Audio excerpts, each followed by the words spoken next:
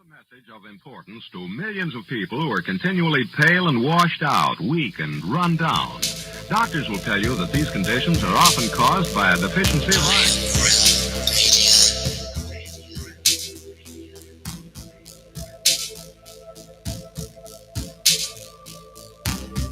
The iron you need to keep you physically fit and mentally alert.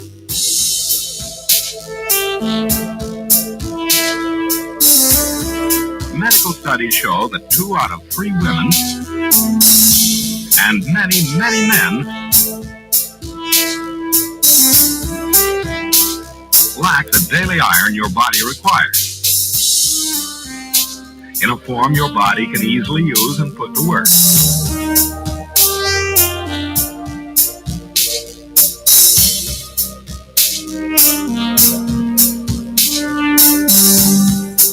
Every dose gives you more than your daily minimum iron requirement. We are awake, we are not alone. We are striving for more. So if you're not getting the iron your body needs,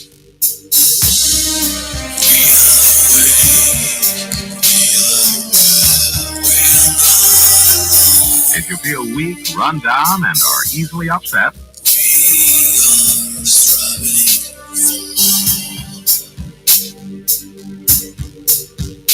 start taking iron today.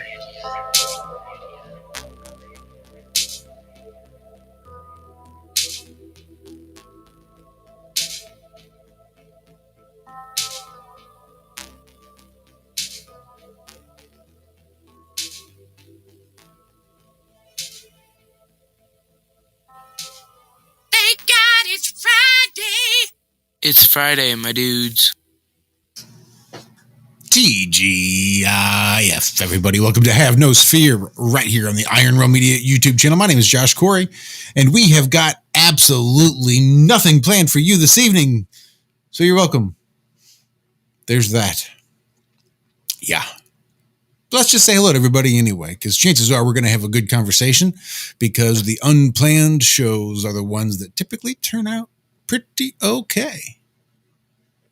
Let's say hello to Mr. Zachary Zabala. He's got a little channel here on YouTube called Good Times for All.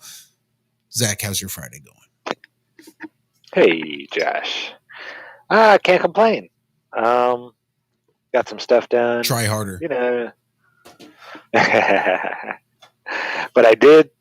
I made some bread and butter pickles the other day, and I tried them finally today after a couple other people tried them. And yeah, they were not bad. They were, I give them my decent stamp of approval. They're edible for sure. So I was kind of proud. Not going to be something you're doing all the time though, huh? Nah, not my favorite one for sure. They are Jaren's favorite type of pickle though. So I don't mind doing it for him. You know, he's a good young man. So, and he doesn't care for dill pickles, even though dill pickles are so much easier. But yeah, it's not too bad. That's good. I mean, you could sort of become known for those particular flavors, right? I don't. It's their bread and butter. I mean, right, and it could be your bread and butter. The bread and butter could be your bread and butter. You see? Yeah, I kind of borrowed the recipe though, so I'd have to tweak some stuff and maybe add a couple things here and there, and make it good. Yeah, make it my own, so to say. But no, they turned out pretty good. I was impressed. I couldn't believe with the ingredients I put in there. I was not expecting them to taste like bread and butter pickles. I'll just say that. When I was doing the math in my head on taste buds and stuff like that, I was like, yeah, I'm not going to be the first person to try this. Yeah, I'm not very good with that taste bud math either, so I don't envy you that task. So let's go ahead and say hello to Mr. No, I'm going to make him wait. We're just going to do it the order of appearance. We're going to say hello to Mrs. Cammie Nodell. Cammie, you've got a little channel called Ageling717 here on YouTube, and I would like to know how in the world you are doing, because it feels like we haven't spoken in a while. doing better, and it's good to speak with you again. Been playing on that little waves of people playing God Laughs. I was planning on getting more and more things up on my channel, but waves happen, and waves of other things that need to get done, waves of not feeling good. I've had waves of arthritis, and that's taken me off of the headphones quite a bit. And just, I believe when you're down, it's important to stop and try to heal yourself so you can fight stronger. So I have been trying to heal, get stronger, because, yeah, I have a lot of things I want to do still. And in this crazy, crazy world, I think it's more important than ever that we go forward in everything that we're doing, and not give in to what they're trying to do to us, shut us down, stifle. And basically, a lot of this is disruption from the truth, too. I mean, a lot of this with the flat earth and things coming out is just disruption from reality, and the ability to use what they're doing on misinformation and trust the scientists to make it that they'll be able to censor every bit of information that does not. So it's not only the COVID or the I said a bad word. It's not only things like that, but it filters into every aspect of what we're doing. It factors into creation. If you don't believe the mainstream on creation, will you be giving misinformation? Will you be allowed to talk about it? These are really, really important times right now, and everybody, the worst thing you can do is quit talking. No matter what you have to say it right now. Be out there, and don't let them take your voice away. Sorry, I went on a rant. No, well said. I like a good Cammie rant. Rant away, my dear. Other than that, things are beautiful. The pickles are amazing. I'm already with Zach. Zach's a miracle. I sit and watch him do it, watch him cut all of the things, and I'm already sitting here thinking those bread and butters are so good, but I want to add some little bit of hot sweet spice to them.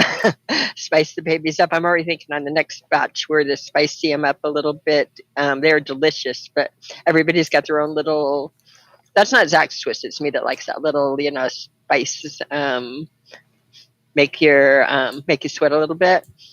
But the bread and butter pickles are the best. Bread and butter pickles. Do you know how they got their name? Anyone? No clue.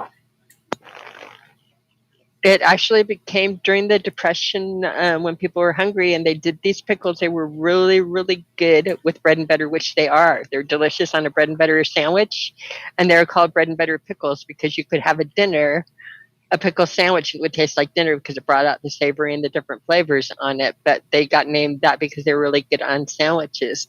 The other thing I think we could maybe do a slicer of that with you, Zach, was cutting up all the cucumbers in slices. That was the problem. Or what made it longer? Is that true? No, that's the easy part. It was letting them sit. No, not even the spices. Just letting them sit in that water with the onions and the peppers and the pickles with salt on it, sitting in that water for 3 hours. You get everything going and you're getting ready and this and that, and then you have to sit there and stop and take a break for like 3 hours. And then you can start going back to, I like starting, doing it, and stopping. Yeah. That's the only thing I don't like about it.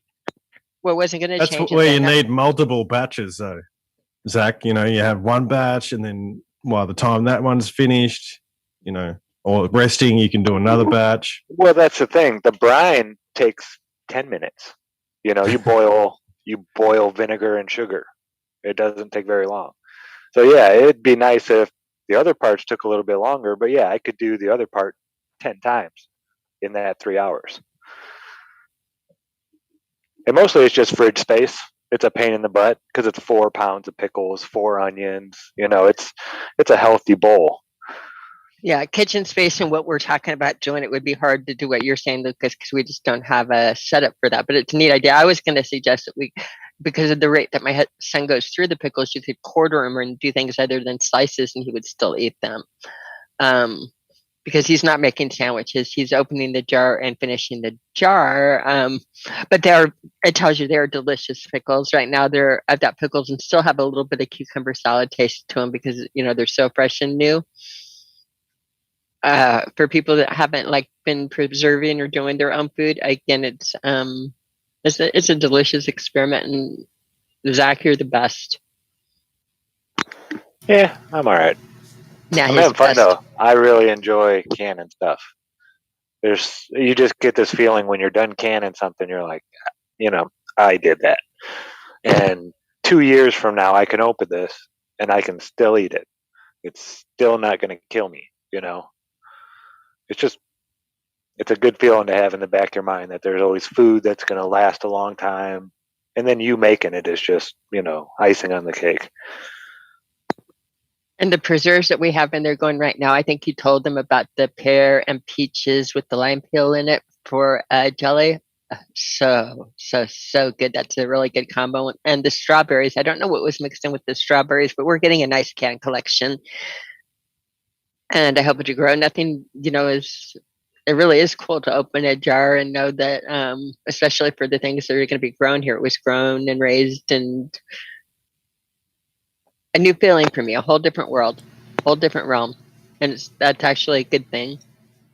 That's awesome. As good as printing your own money.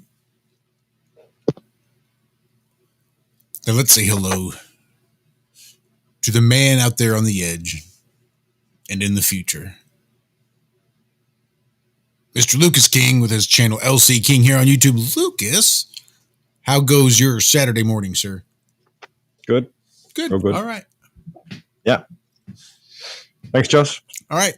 And we have Mr. No, really. How you doing? Staying warm? No, I'm all right. Well, it was cold and wet, and I struggled to get out of bed. It's just when you hear that rain pelting down, it just makes you go, I'll just pull this doona up just a little bit more. Yeah. Yeah. But, I'm all right. I'm fresh. I'm ready. Just had a banana smoothie and ready for action and get this chat on and talk about random things. Yes, let's talk about galvanic procession. Yeah. A magnetic flux. A magnetic flux. As much as we can hold. We'll just be a capacitor for never mind. Let's say hello to the man of the hour, Mr. Walter Johnson. He has a channel called Flat Earth Head here on YouTube. Check, mic check. Is this thing on? Are you there, Walt? Hello? Is this thing on? How are you all? Good morning, afternoon, evening, future times, all of that. Yeah, that old rain keeps you in the bed, man. I know how you feel, especially here in Louisiana, dude. I'll wake up to a rainy day almost every other day. It's like, really? Okay, another 20 minutes will be fine, I think. It's definitely a bad thing when you need to get up for a show. I understand, but you made it. Hey, I'm doing the smoothie thing myself. I have a banana coffee smoothie. That counts, right? Because coffee, that's fruit, right? That's fruit. Sort of. Bean plant, right? We'll let you get away with it this time, Walt. All right, I get a pass. That's all I need. That's all I need. Yeah, man, it's really fun to hear y'all. That's it. I do have the banana. It's more banana than anything right now because I needed that. I definitely needed that. That's a new thing I got turned on to. Well, of all things, I decided just to try it one day when I started making my own coffee smoothies because I was throwing everything I could in there, just trying different flavors. I saw somebody in the chat earlier talking about s'mores. That may have been, who was that, Tony? I think I've done the s'mores. If you take some fluff whip, throw that in there, and then take a graham cracker and throw that off in there, and then get you just a little tiny squirt of some Hershey's. Dude, you've got a s'mores in your coffee cup. It's amazing stuff. Yeah, it's really twisted with my coffee sometimes. But just long as I had some bananas frozen for actual fruit smoothie, and I was like, I bet that might be all right.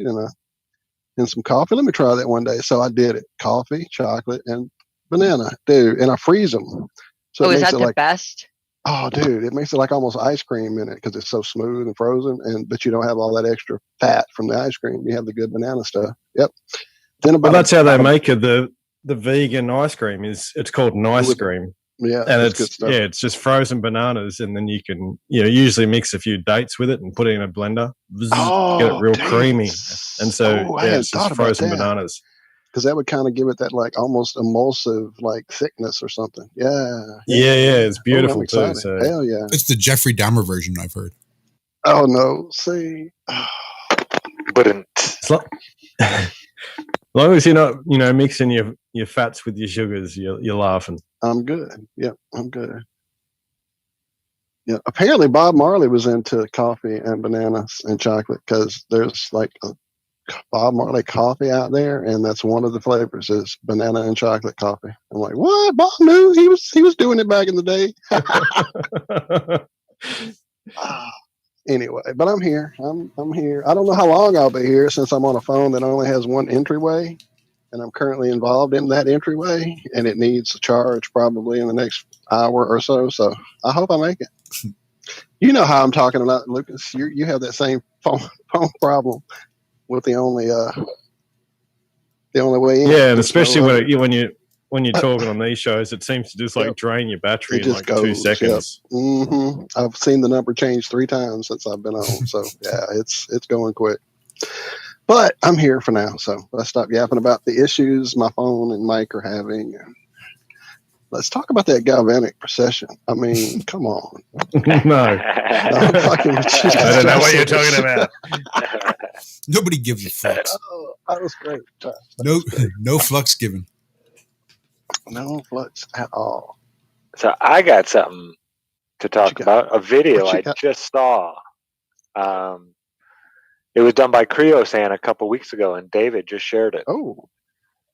And they go to the Russian facility out in the middle of nowhere where they're housing the last Russian space shuttle that was being built. 95% complete, they claimed. And a prototype, just they called it a model. And they said that's why it was all made out of wood and all of this crap. But when they went to the actual one that was supposedly 95% complete, even all the panels and stuff on the inside said, what's the word? Pretty much fake.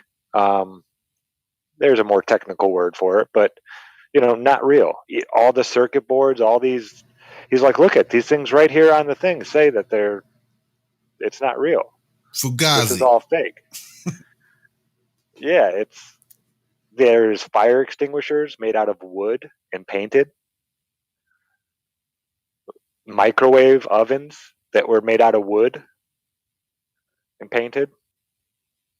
It's so obvious that this stuff was fake. These were props for movie sets. They were never designed to go up into space and land and do all that kind of stuff. It was a prop for a movie. And these were built in the 80s. And they couldn't find electrical components on them. It was all hydraulic. Yeah, you got to go check it out. It's crazy. And these people, these are intelligent guys. They play with, at least when it comes to electricity and understanding how electricity works, capacitors and resistors and transistors, they can build all that stuff and play with it. But they're sitting here talking about how this stuff, this was going to be in space, and I'm sitting where astronauts sat one day, and this is so cool, and da-da-da, and they're just so brainwashed. It's sad. It really is. I learned a lot from these guys watching their videos. But when it comes to this kind of stuff, they're just as brainwashed as an ignorant sheep would be. So it doesn't matter how smart you are, they'll get you one way or another if you're not, looking for it. But yeah, great video. It's like 20 minutes long, I think. And they're just, they sneak in, and yeah, it's a pretty cool one. I'll go find it right now. I vaguely remember a video early on when we were all trying to uncover the lies. it was maybe a pilot or a designer, engineer, maybe like that level of a person who would know their shit went to. That's where it falls apart. It seems like they went to the museum to see the shuttle, and once they got inside it, they were like, "Yeah, this is not how you would ever do a cockpit. This is not how the pedals would go. This isn't where anything would work ever. Period. End of story." Like this thing never went up in space or even in the air but it's supposedly the real working shuttle that we had back in the 80s. I can't remember now where that was. That was one of those early looking for shit, and it was pretty much everywhere. You could find so much stuff. You didn't have to save it or bookmark it because you could just go find it again the next day. Well, yeah, that was the early days. But so yeah, they cut the costs and didn't even bother getting a real engineer to design something that would look functionally or to look right. Even, yeah. It's like me designing an aircraft. It's like, I don't know where the fucking pedals go. Maybe over here. It's got 2 feet. 2 feet go. Yeah, there you go. Yeah, the ceramic tiles the on clutch. this thing. I forgot the clutch. Sorry. The ceramic tiles look like cardboard. They were all flimsy and bendable, and yeah, right on the side of it, on the actual 95% completed one. He was looking up at the thing where it has the black edging along the tail wing and everything. He's like, that looks a lot like duct tape. And they say these comments constantly throughout the whole thing, but yet at the same time they're saying, oh, but this is, blah blah blah for space. And I think they say I don't get it, or I don't understand, at least probably 7 or 8 times. No joke. They're like, I don't understand why this is like this. I don't understand why this is made out of wood. I don't understand. And it never clicks in their head, hey, it's fake. Yeah, it's a good one. Well, you got so much indoctrination from that before that point to actually stop that question, you know what I mean? Yeah, it never even pops into their head. It's not even an option. Yeah, it's not an option, yeah. Now, I don't know if you found the video while looking, Zach, what pops into my head and what popped in my head when you said they were intelligent. They're creative, they're bright, they think of things that we would never have the guts to do. But what popped into my head was the bananas, the Korea-san banana video, where they're holding the bananas, and how many volts of, what were they doing? That was 2 million volts that time. Yeah. Yeah, bananas catching on fire, apple stems catching on fire, them just holding them in their hand. Yeah, awesome. It was like a little One day fireworks. I'll play with power like that. One of these days.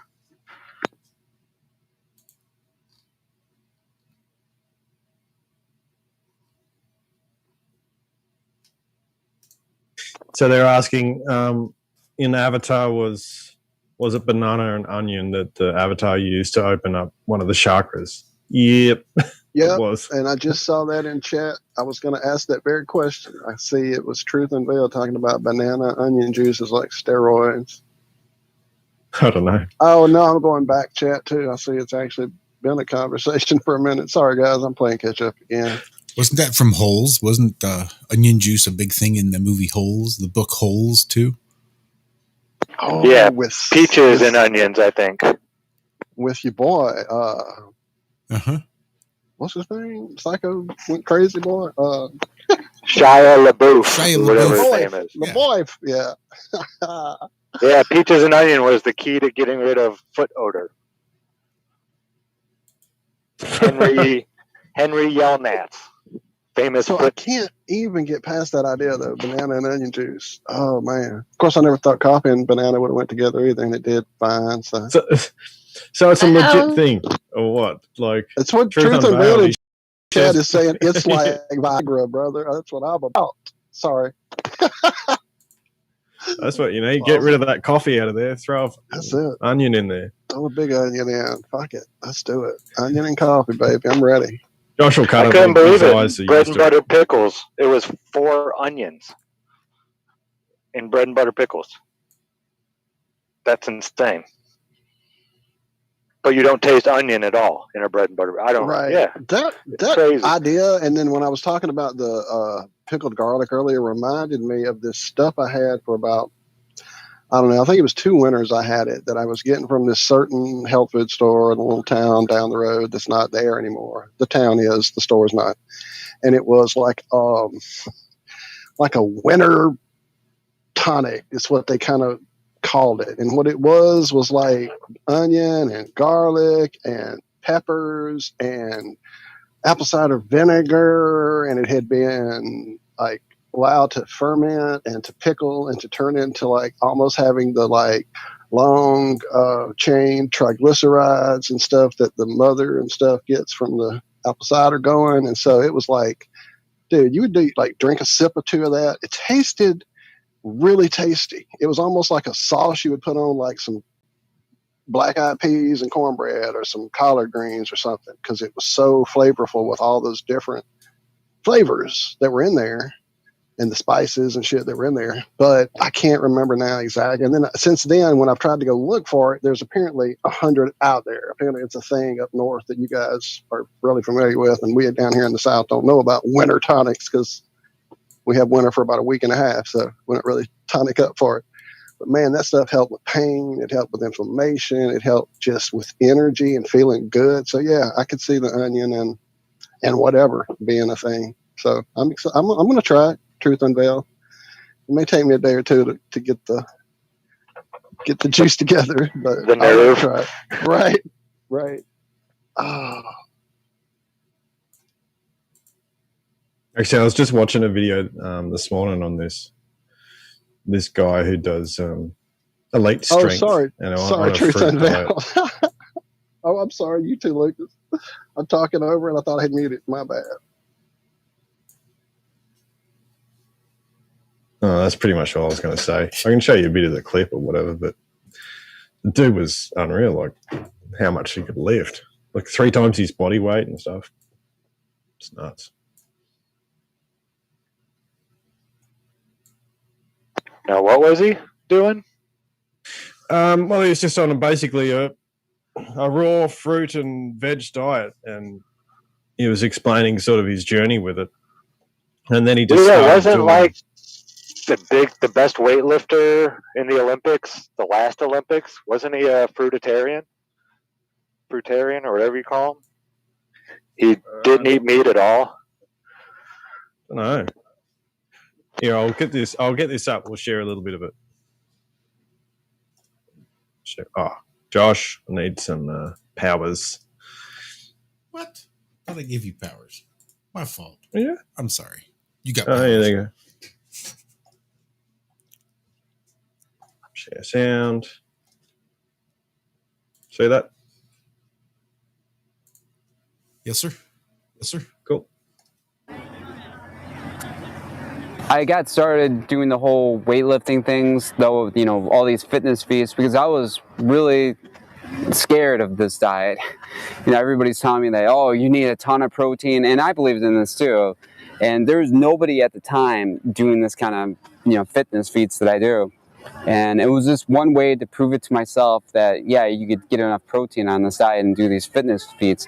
So I would make like these little fitness challenges for myself. And the first one I did was 100 push-ups. I always wanted to do 100 push-ups. It only took like a month or so to get there.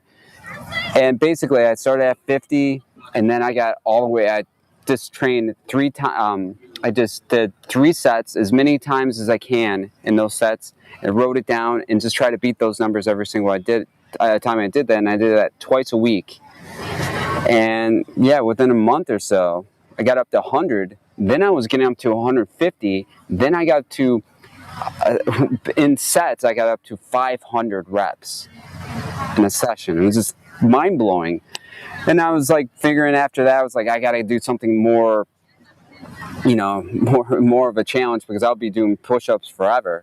So that's when I got into bench press, and I've always loved bench press all the way from high school. And so, yeah, I didn't do bench press for a while, and I started at 185, and now I'm doing close or more than 300 pounds.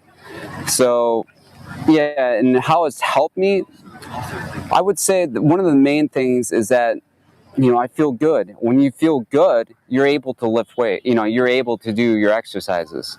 Because when you're sick, you're missing practices. I see these people that are like drinking beer and everything. Well, they just killed how many practices. Another thing is that sleep really made a big difference to me. Regular sleep. I can't tell you how much. If I don't get regular sleep, if I miss like an hour, what I usually go to bed, I usually go to bed at 11. If I miss like 1 hour, then my lifts will go down by 40%. So, and I got charts to show that too. It's like another thing. I mean, with doing these, if you're doing a lot of exercise, you need more potassium, you need more magnesium, there's all these like little cool photochemicals in fruits and vegetables, like urosolic acid that's found in the peels of apples. And they just did a study where they gave this concentrated amounts to people, and they had stronger muscles because of it. People tell me, well, you're not going to get protein, but then there's primates out there, monkeys and everything. They're doing 100 chin-ups a day, climbing up trees, and then some people can't even do chin-up. I mean, like the monkey over there eating bananas is doing 100 to 1,000 chin-ups a day. So I think there's got to be something going on with that. There's also recovery. There's certain things in citrus and berries that help you recover better. Just a whole bunch of different things. They find that people that have more potassium in their diet have more muscle. And also, if you have too much acidic foods like meats and dairy, you actually take away from your muscle gains over the years. They find that older people who eat more fruits and vegetables have more muscle mass. Nice. There you go. I thought that was interesting. Yeah, dude. Link that for everybody in chat. They're asking for it. They're asking. Okay. I'm echoing bad. I don't know what to do about it. Sorry. I hear my own self echoing. It was probably because he was sharing his sound and it was all coming through at once. Okay. That might be it.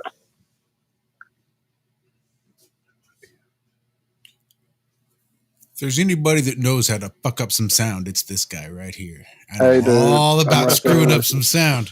How did you screw up that? I'll tell you exactly how you screwed that up, because I've screwed that up a half dozen times and I'll probably do it again tomorrow. There you go, guys. Lucas dropped that for y'all in the chat.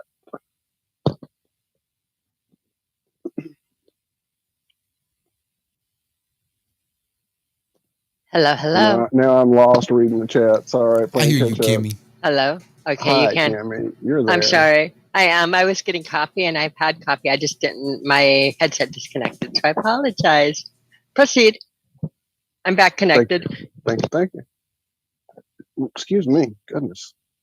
All your Well, the coffee that was talk. all my sharing, so that was it. That's all I've got. So you're done? Is what you're saying? The tank's dry. Right. That's all we got. I guess what we're going to do in a few minutes, we could throw a link to some folks that are just hanging out with chat with us if they have some time. I mean, I see some amazingly awesome folks in there. I'm not going to start calling names yet, though, because we never know. Somebody might be there under their wife's phone. They could be there under an alias. We just never know. So we're going to find out who's in the chat. But certainly, before that, I think we should talk about the video you shared. What's her name? Oh man, the Rocketeer that went up with Admiral Bezos. Yeah, Admiral Bezos. What's her name? Wally Funk. Wally Funk. That's right. Why can't I remember that? Because just think of some bass guitar. If I can picture you playing a if bass. I was playing bass, it would be Wally Funk. Wally Funk. Without a doubt, dude. Without a doubt. You think it'd be safe to say that we could introduce her as one of the newest flat earthers to the bunch now? I would say she definitely was a bit confused about the situation. I know if we play that, the channel's going off the air immediately, but I sure want to. What if we play his video of it? You sent not their real video, but the video from.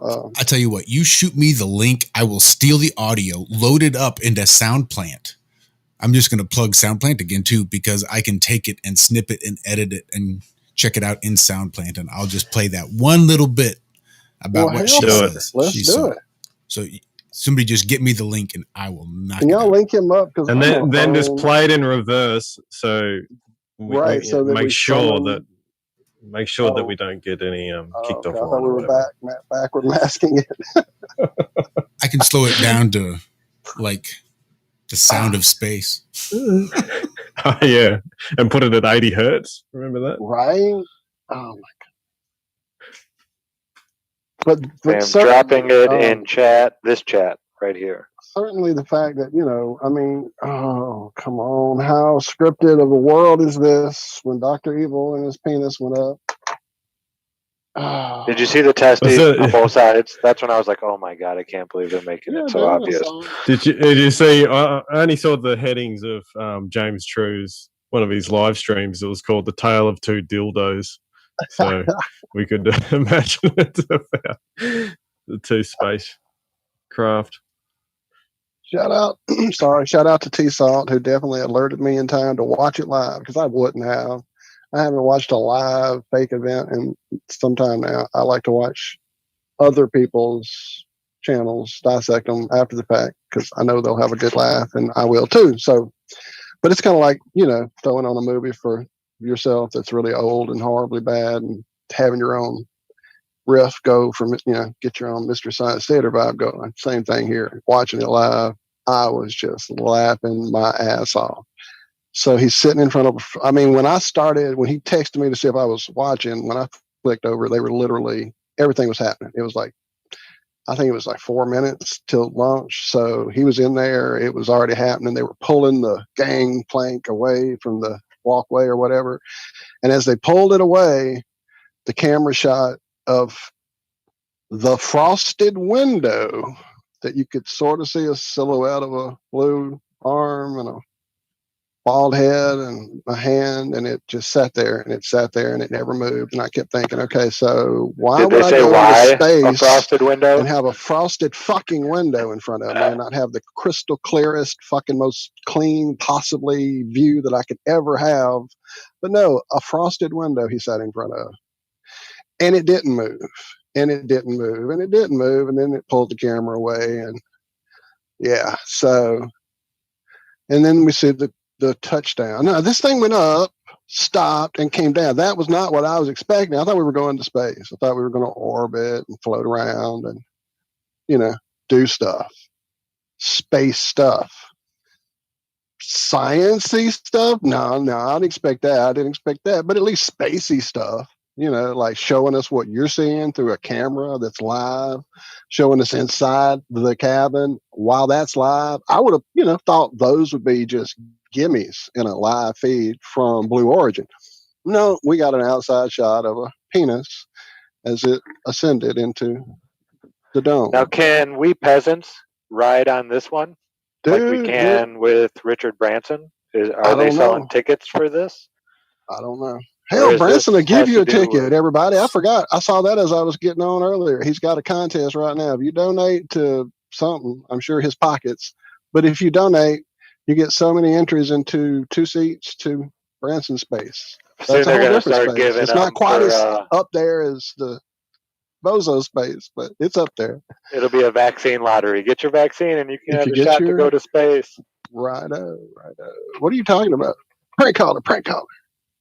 But anyway, yeah, it was just a very fun, ridiculous thing. Oh, and the crash down. So here it's coming down, and speeds thousands, and then these little tiny parachutes deploy, and it goes down to hundreds, and it's coming down, and then those parachutes go away, and some other parachutes deploy, and it starts really slowing down. And now it slows, and now it's coming down. It's 1,000 feet, and we're still doing like 40, 50 miles an hour, and now we're down to 15 miles per hour. I don't know how to UK that for you guys, but it's not very fast technically. But go get in your car, speed up to 15 miles an hour, and slam into a brick wall. And then come talk to me about that crash landing that they allegedly did. It's pretty fucking ridiculous. Let me try this. And the best part, so this lady assistant walks over and puts a step thing up to the little door, and she grabs one of the lines that's hooked up to the parachute and starts kind of flipping at it. And I'm thinking she's just trying to get it out of the area where the door is so that the people can fakely come out after they cut the camera away, give us the other shot. No, she flicks it one more time and it detaches from the top of this pod with just a flick. Now, I used to be a rigger. I know how rigging works, and I know how you secure shit to like take loads of like, just 40, 80, 100, 200 pounds, let alone thousands of G's of fucking deceleration. But yeah, she just flipped it up and it detached. Anyway, holy God. It was just, yeah. I need to do a video apparently because it needs Mystery Science Theater all over it. Oh my God. All right, so I think I got this. Let's try this real quick. Here we go. A space icon. What was it like? Woo! I can't tell you. I had such a good instructor. He took us through everything that we were going to do. So when I went up this morning. Oh, all right. But not enough there. We'll just keep going. We were right about here. Here we go. The noise wasn't quite as bad. And we went right on up, and I saw darkness. I thought I was going to see the world, but we weren't quite high enough. Translation? I thought I was going to see the blue marble, the curvature, the spinning ball Earth below me. So apparently 63 miles up, or over 332,000 feet in the air, is not enough to see curvature. And this corroborates what Neil deGrasse Tyson says. He says you can't see curvature. You're not high enough, even at 63 miles up. So she's disappointed that she didn't see the world. She didn't see the curvature. She wanted to see the spinning ball that we've all been brainwashed into believing is real from all this GoPro footage and all the fake footage of the Earth taken from outer space, people. But this dingbat didn't check. The noise wasn't quite as bad. And we went right on up, and I saw darkness. I thought I was going to see the world, but we weren't quite high enough.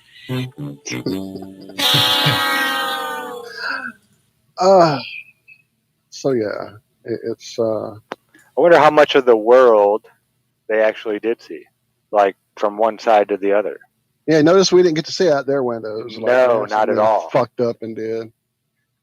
But if any of you are OG, and I mean you have to be as OG as they come, you may remember a little show we did, our first live, not live, but our first whatever presentation. That may even be on our Have No Fear backup channel, where my brother took whatever program. It wasn't like AutoCAD or anything that great, but he did it mathematically, pixely. He worked it out for the Alex Baumgartner jump.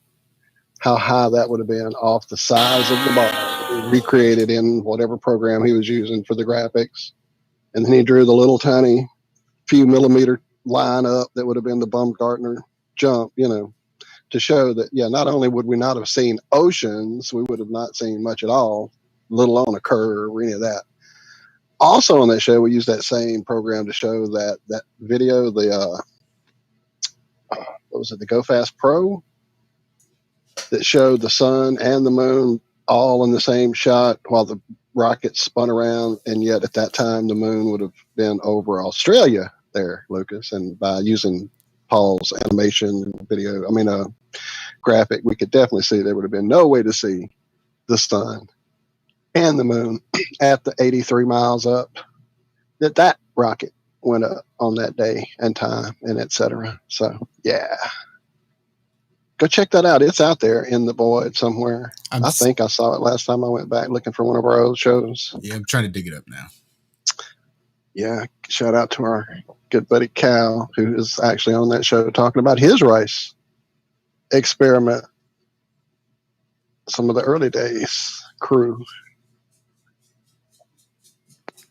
Did he get good results? His were the same most people get, He was able to do the hate a little bit better than Too Nice for Rice there. So, but yeah. Yeah, really, I can't even say that I did the experiments. All I did was you just made some rice. I loved all three of them. Yeah, and they're still white. There's not mold on any of them, and that was a couple years ago when I did that. That's great. That's great. Yeah, I still got them. They're in the closet right now, just sitting there. They're kind of yellow, but there's no mold. I don't know. They're just dehydrating now. Yeah.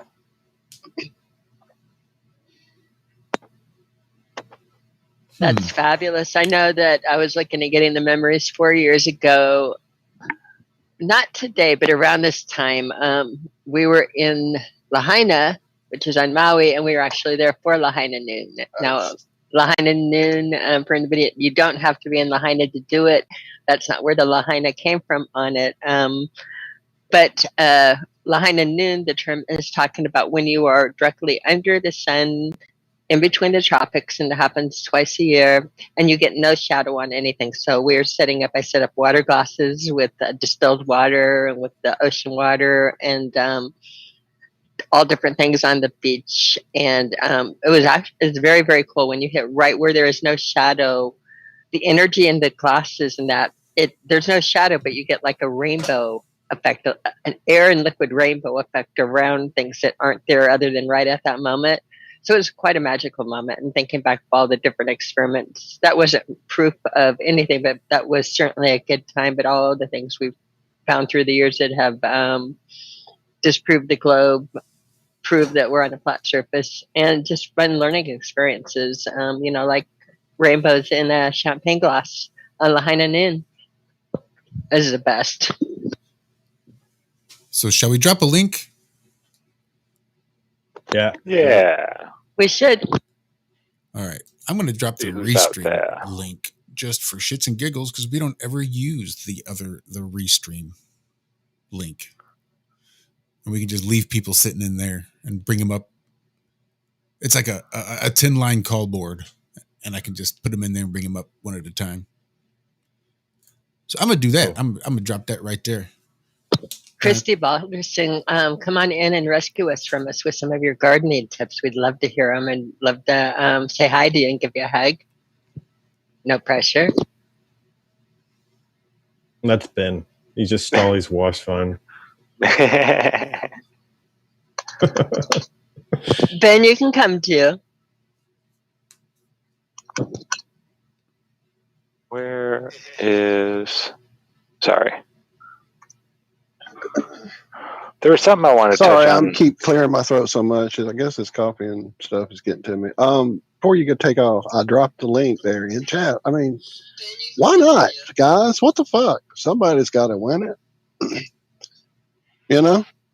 I'm not giving him $10 or whatever the hell it is. But yeah, somebody with some money to throw around. Go get your entries in. Well, you have to pay $10 to enter. It starts at $5 and goes from there. Oh yeah, you're not getting a free entry.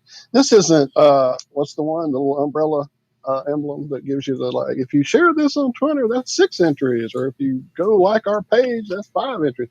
I can't remember. That's the one I always get. But this is straight up. For $5 you get 5 entries. For $20 you get 10 entries. I mean, I'm sorry, for $10 you get 20. I'm doing the math. We should set up a mock one. We could do a mock one probably better than him anyway. And charge, $4.50 instead of $5. Right. It'd be so much more fun with us anyway, hanging out. Right, dude. The rocket. And I know somebody that's got like the old what is the old Slipstream, the camper with the silver look, and it looks like a rocket ship. We could decorate that. Streamliner. A streamliner. Get them in that. Airstreamer. That's it. Get them in that. Shake it, shake it really fast. Like kind of like that ride in the mall where you get in and you go to space and it's all on the screen. Yeah, exactly. Yeah. Same. Got a few fireworks strapped to the side of it. Right? Hell yeah. Hell yeah. Couple little explosions at the back. Yeah. Hook them up with the VR. They'll come out and they'll. Yeah. So this just came out 3 hours ago. Did you know that the FAA changed its definition of astronaut on the same day that Jeff Bezos went to space? Jeff Bezos is get the not. Fuck out of here. This is from Gizmodo. I don't know. Let me see at the bottom. What does it say? What did they say? I have to know. Yeah. Don't believe it. Oh, dude, they are ripping him. This is the same. I think this might be the same people that were ripping him the last one I read. Yeah, but it's definitely not a nice article. So yeah, I'll go ahead and read some of it for you. It starts off, Jeff Bezos is a lot of things. A tax-dodging megalomaniac. A Dr. Evil lookalike. A weirdly horny cowboy hat enthusiast. The one thing he isn't, at least as far as the Federal Aviation Administration is concerned, is an astronaut. That's according to a set of new guidelines that the federal agency issued on July 20th, the same day Amazon's ex-CEO briefly flew a dick-shaped space shuttle into the edge of space. No shit, that's what it says. Specifically, the updates concern the FAA's Commercial Space Astronaut Wings program and the criteria used to award those commanding, piloting, or working on privately funded spacecraft with the coveted astronaut wings badge. And Bezos, as it turns out, just doesn't make the cut. So they're going to say, he flew high enough to go into space, but he didn't do shit. He was a passenger that went on an amusement ride for smaller, whatever you want to say. So they only give it to people that actually go up there and do something, or a pilot or somebody that has something to do, a crew of the spacecraft. So you mean 2 days of intensive training isn't enough to count? Damn it. And I was so hoping that I would finally make it to be an astronaut. That was my goal. Damn it. Well, titles are important. I did catch in Colorado local news yesterday how they did rename Cheyenne Mountain Air Force Base and Peterson Air Force Base to Peterson Space Force Base and Cheyenne Mountain Space Force Base, in keeping up with the times and the official change of their new mission. But Cheyenne, isn't that kind of like one of those Cheyenne Mountain? Yeah, Cheyenne. Go ahead. I'm sorry. Oh, no. Cheyenne Mountain is where they have, where war games and all of the different things featured. But yeah, the headquarters, Cheyenne Mountain. Yeah, that is now Space Force officially. Well, I'm just saying, Cheyenne, that's Native American. And I mean, in these sensitive times we're in. Stop. That's right. No, that's right. That's good. You should call it the way that's only. Just call it Space Mountain. I mean, why not just go just Space fucking Mountain, Space Mountain, and we save all the. I mean, that changes history if we do that. Right. Because I know fucking up my pancake mix has definitely fixed my life. Okay, I'll stop. I will stop. No, in Cleveland, the Cleveland Indians today switched things. I mean, it's only politically correct. I mean, please. The absurd society we live in. Don't stop. Keep talking. Don't stop till you get enough. Well, in Lafayette, one of the people who helped create the fucking town, like build it from scratch, Mouton, General Mouton, guess which side he fought on? Anyone? As they craned his statue away. Yeah, because, again, we're fixing stuff doing this. What's cool is at least they didn't tear it down or deface it or whatever. But yeah, it's going to be relocated to a different place. It's not going to be in the city center or wherever. I don't even know where it's at. I'm being more facetious than anything else because, I'm definitely trying to get us taken off the air if I can. Fuck, I'll stop. Well, we have lots. Ben? Where you at, Ben? Come on, Ben. Come on, Christy. Come on, help us out. Truth Unveiled says, I'm backstage, woo, but I don't see you back there. I would love to meet Truth Unveiled after we found out that our buddy is actually our buddy-s. Yes, let's do that. Our sister. Yeah. I have so much to say and so much we're not allowed to. I know, me too. I'm trying to stop. That's why I want to change topics and get our friend in here, Truth Unveiled. I don't know what to call you. I'll call you Truthy. Unveiled-y. I don't know. Come in here and see what's happening. Come on in, Truthy. All right. I do believe we have her joined. Am I in? I don't think I'm in. Now, you know about those beliefs, Josh. What happened? This is true. I'm trying. I don't know. Truthy, you're on the big screen. Don't be shy. Wait, I don't see anything. I don't have no idea. I'm like inept. Yeah, no. You are on here. Sorry. So she's not going to be on the Zoom call, guys. She's on Restream. So you're not going to see her unless you go so we don't get to see it. We have to go to YouTube. Hey, that's cool. I see you on YouTube. Nice. Hello. Wait, that's cool. I mean, did you hear me? That's cool. I hear you. I don't have headphones, so I hope there's not like feedback, delay. Oh, no. So far, knock on wood. You sound cool, great. Awesome. Dope. Hey guys. Nice to meet you. Very nice to meet you. Here. Yeah. Cool. Is there something you'd like lots of chats, I believe. I have too. Is there something you'd like us to call you? Or you call me my name, Erica. You can call me whatever you want. I mean, call me. That's good. That's good. Cool. I like turmerica because like I'm all about turmeric. I walk around yellow. Turmeric is my shit. I just ate my last one last night and didn't think about the fact that my last order that I ordered, it wasn't in the box. And so I had to get on customer service and go, wait, what happened? Yeah. It's so weird. I just ordered it for the very first time and I'm getting ready to take it. Turmeric is the shit. It's been a lifesaver for me. If I didn't have it, like right now, my arm is aching. If I didn't have it in my system at all time, I would be in agony. It is such an anti-inflammatory. I would keel over. I have been in agony. Yeah, any other non-medical? Plaque in your arteries, it's good for that. I'm not a doctor, nor do I play one on PFR or wherever we are. God, I'm so stuck in the morning. On anyone, yeah. Apparently, when we're talking, we cut out the audio for you, Erica, because I see you talking and I'm not hearing you. Or it could be the timing of you talking and me being delayed on YouTube. I forgot about that. That's probably what it is. She's not in live time for us, just for them. That's what it is. That's what it is. I just don't want to talk. That's how I am in my head anyway. It's like a delay in my brain. That's but fine. I hope I don't I'm used to answering myself anyway, right? So it all works out. Okay. It all works out.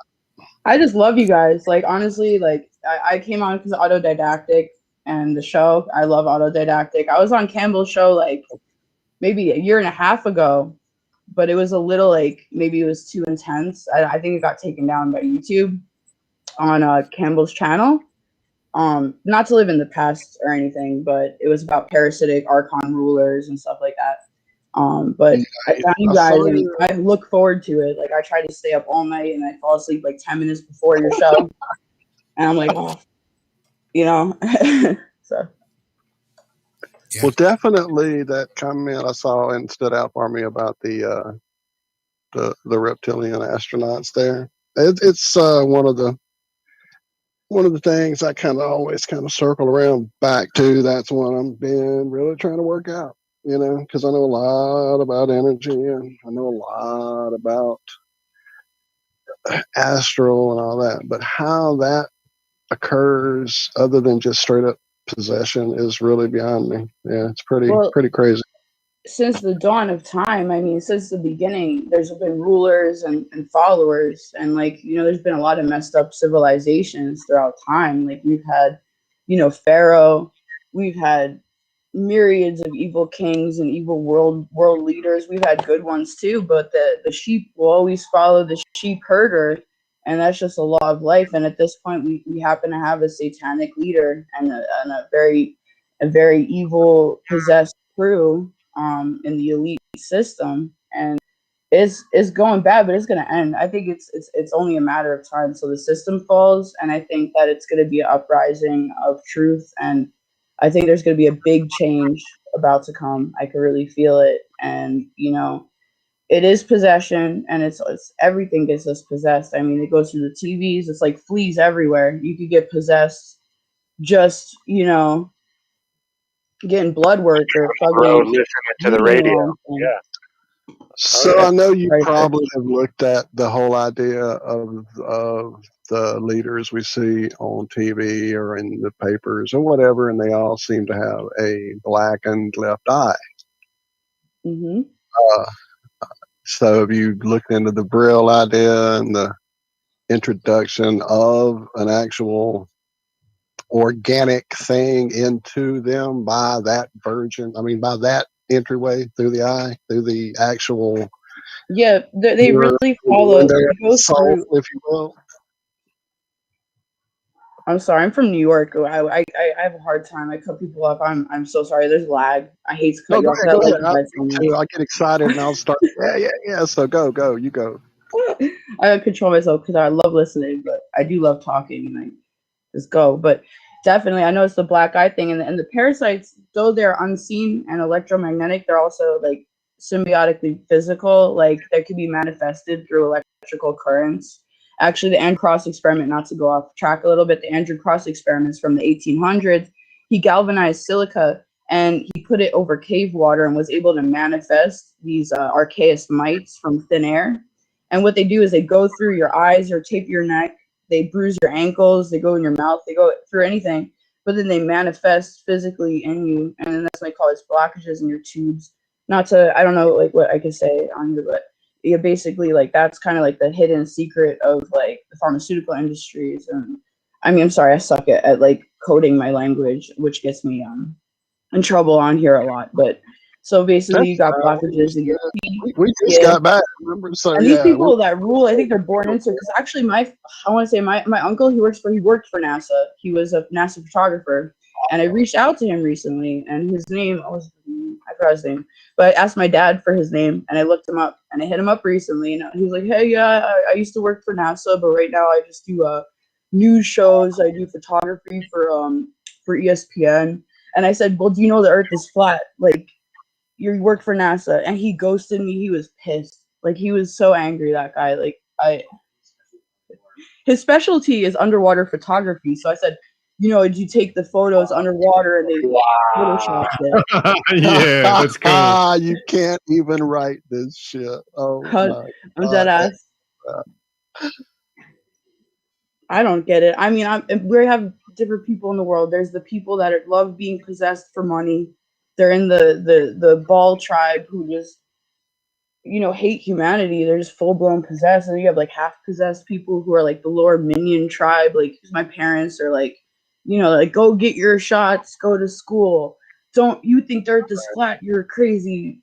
Mental health, and then, it just goes on like a trickle down system of possession. Then you have people like me who eat silica and take turmeric baths and like try every moment of the day to fight these things like it's a war, and I'm willing to like have severe pain and like go crazy from it, but it's worth it because, man, if you're gonna be like those people like so brainwashed, might as well just die. I'm living for the next life, and I'll stop now because I go boop, boop forever. But no, it's amazing. I'm loving it. I'm fucking loving it. I want to listen. It sounds like you've. No, you're on the show now. You're listening. You're on over. the show. When you're here, you can't just. You're no longer a passive participant. You're in it, babe. And it sounds like you've really been through some stuff, having to get to where you are. Yes. And it sounds like you're still probably going through some stuff. I will. Yeah. Oh, yeah. I mean, I've gone through a lot for the cause of God, the Creator, the Eternal, and I've been every religion, and I'm now no religion. My religion is my quest for truth. And I was homeless for a long time in New York because it was like Tinkertown. It was like satanic Tinkertown there. Like everyone was like, you felt like they would come out at night like Wicker Man with the masks on upstate. I thought they come out at night with the robes and stuff. And I got evicted because of I made videos about how it's a Pizzagate town. And I'll be like, this town's so pizza. Look at all the spirals and the pyramid symbolism here. And they all hated me. That whole town hated me. They hated me. They got kicked out of that town. I was banned from everywhere. Like, they knew me. They're like, yo, you're conspiracy bullshit. I don't want to hear it, But, I've been through a lot. Satan and I have a past. Fighting the evil powers puts you it gives you strength over time. It's like working out. Like, you get tougher. Absolutely. I don't know. I'm nervous. That's kind of earlier with that.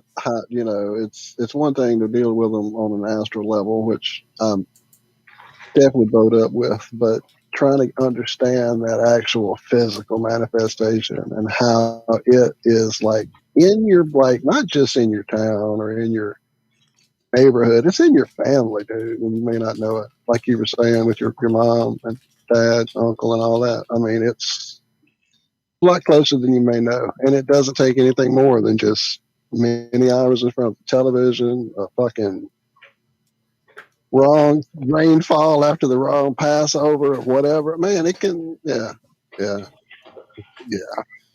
So here's what I actually. No, sorry, Eric. I didn't mean to cut you off, because what I want to do is I may have to come back to this, but I just wanted to see how much of your history, how much of your backstory you might be willing to share. Yeah, awesome. Please do that. But before we do that, love to hear. We also have Chef Mark hanging out with us. And What's up? I wanted to make sure we got him in because he has a daughter that might be popping in at any minute. And yeah. If that's going to happen. Don't go anywhere though, Erica, for sure. Stay around. Definitely. I'll stay here forever, man. You don't gotta. I'll stay. You go on a year-long stream. I'll be here. No, well, and I think Mark's going to keep his camera off so as not to eat up bandwidth. That's fine. Yeah, welcome, Mark. Glad to have you on. Absolutely. He may still but be I'm not hearing sorting out audio, perhaps. Yeah, it's a whole join with the correct thing for your suitable device, whichever it may be. So you may have to pop out and let us pop you back in. And I'm saying that it may be completely different on Restream, huh? Is it, Josh? Do you know what the joining is there? Nope, not on his end. I've never joined a Restream stream. I never have either through Restream, but friend, so I can't even help you, Mark. I can normally help people get in if they're struggling a bit, but not through this. This is new for all of us. Hell, you're going to have to educate us when you figure it out, brother, for sure. For sure. Nope. Well, while you try to figure it out, it may be a pop out, and as you pop in, look for some certain like check boxes or something somewhere. I don't know. I don't have a clue. That's what it is on Zoom. I know there's like if your audio isn't hooked up, or you have to have audio. Camera doesn't matter, and I know there's usually 2 buttons. It'll say audio and something. Sorry, Zach. I just want to throw this out there. This could be affecting it. Apparently, when he popped in, it started our stream over. Because it just says on YouTube, we started streaming 6 minutes ago. For me, anyway, that's what it says. Mine says 11 minutes ago. Right. So apparently one of these Restream entryways has restreamed. But we're still live. I still see people in the chat. I still see the same number watching. I'm showing an hour 5. Wow. Yeah, me too. Yeah, me too. Sweet. I'm seeing 66 minutes. But you got the new time, Cammie? Yeah, and I've got 11 minutes. So and I got 6 minutes. What the actual fuck? You and I are now in a different realm. Tomorrow, have a different sign, and like down the street there'll be a building that wasn't there yesterday. Where are you at, guys? I saw you in chat. Erica, I wanted to show you too, if you did want to see at some point. I have some things on the One Eye being closed that I don't know if I autodidactic or if you've seen that. If you have any interest, or we can jump right over and keep going. Erica, that was for you, sweetie. I'm sorry, I didn't quite catch it. I heard.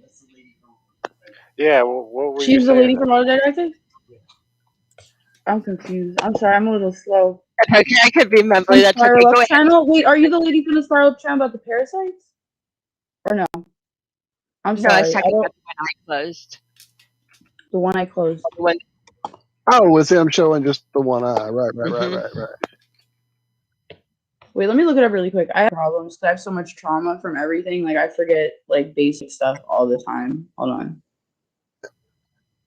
And then that one eye thing is just the Mercury THC. symbolism, isn't it? The eye of providence. That's all they're really doing, is showing that eye of providence. Singular etheric eye. Well, yeah. Two polarities. I don't see the pineal gland, the center force of the chi energy entrance is here between your eyes, and their goal is to calcify that. And the elites love to calcify your third eye gland because basically if you're desilicated, which I bring up silica a lot, it attacks your brain with metal, and it puts those heavy metals right on the front of your brain. Actually, recently I got them out and I have a triangle on my head, just doing a heavy metal cleanse. Like, it comes out of my skin, and they love desilicating people because it makes you just blank in the brain, like, so that's awesome. You know, trance. We're not a doctor, nor do you play one on Iron Realm Media, but I am not. Do not trust me with your doctor information. Oh, I do trust you. What? That's my personal intuition. Tell me what you're doing. What are you taking, drinking, cleansing, like, to get those metals out? Because that's one of the hardest cleanses, just to get the metals out, man.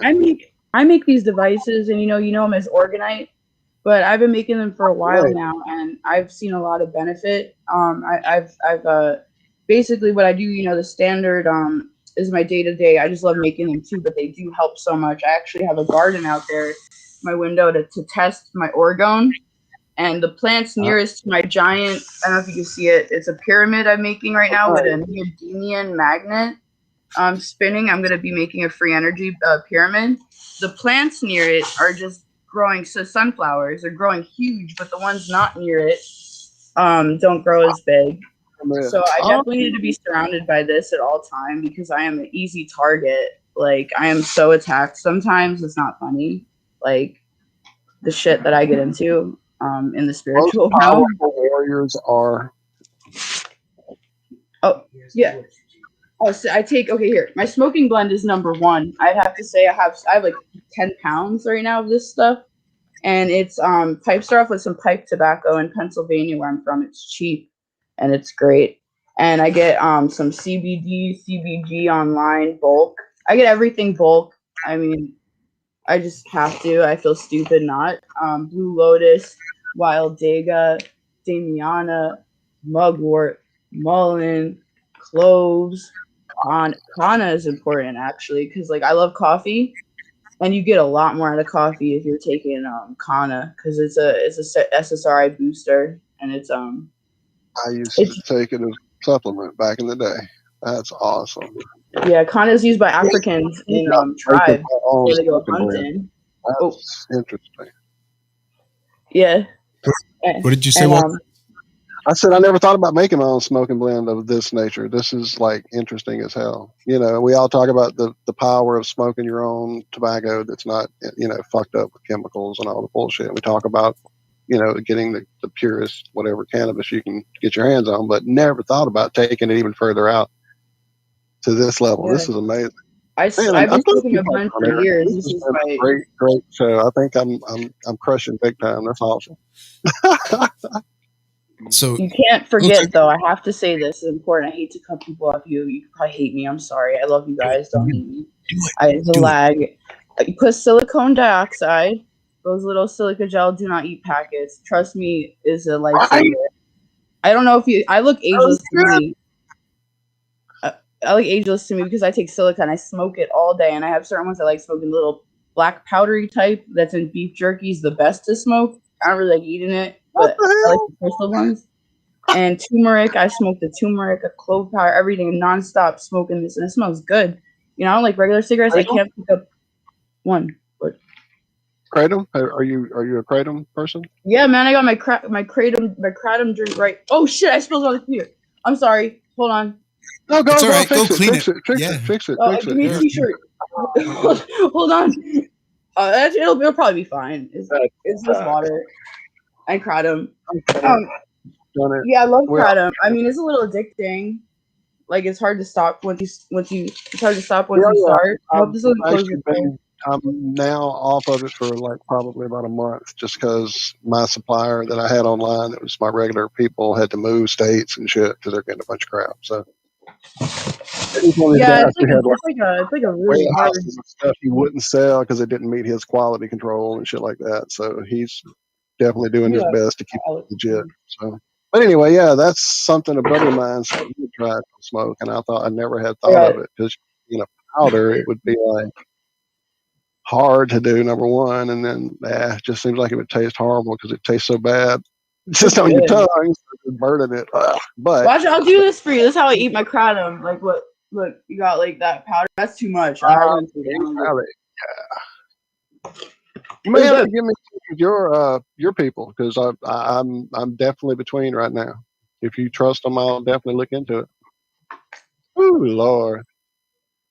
And cough syrup's important, actually. I want to say why cough syrup's important really quick. I stopped taking over or whatever. Cortisol is a killer amongst the truth community. Trust me. You know too much, your hair starts falling out. You're flipping out on everyone. You're cursing. You can't wake up. You're just like, you know. But if you take some cough syrup, it reverses the hair loss from the stress of knowing too much, and it actually does lower cortisol in rats scientifically. So it boosts kratom too. Like you get messed up on kratom. You take kratom all day and I'll feel it. You need a little cough syrup and you feel it. You feel good. And I get straight. I get rage attacks sometimes. I start learning new things. Like I read a book recently. It was the 21 Stratagem of Miyamoto Musashi. I took it so seriously. I was like, I gave up all possessions, gave up my house, and my home is where I am at all times. Money is a constraint of mine.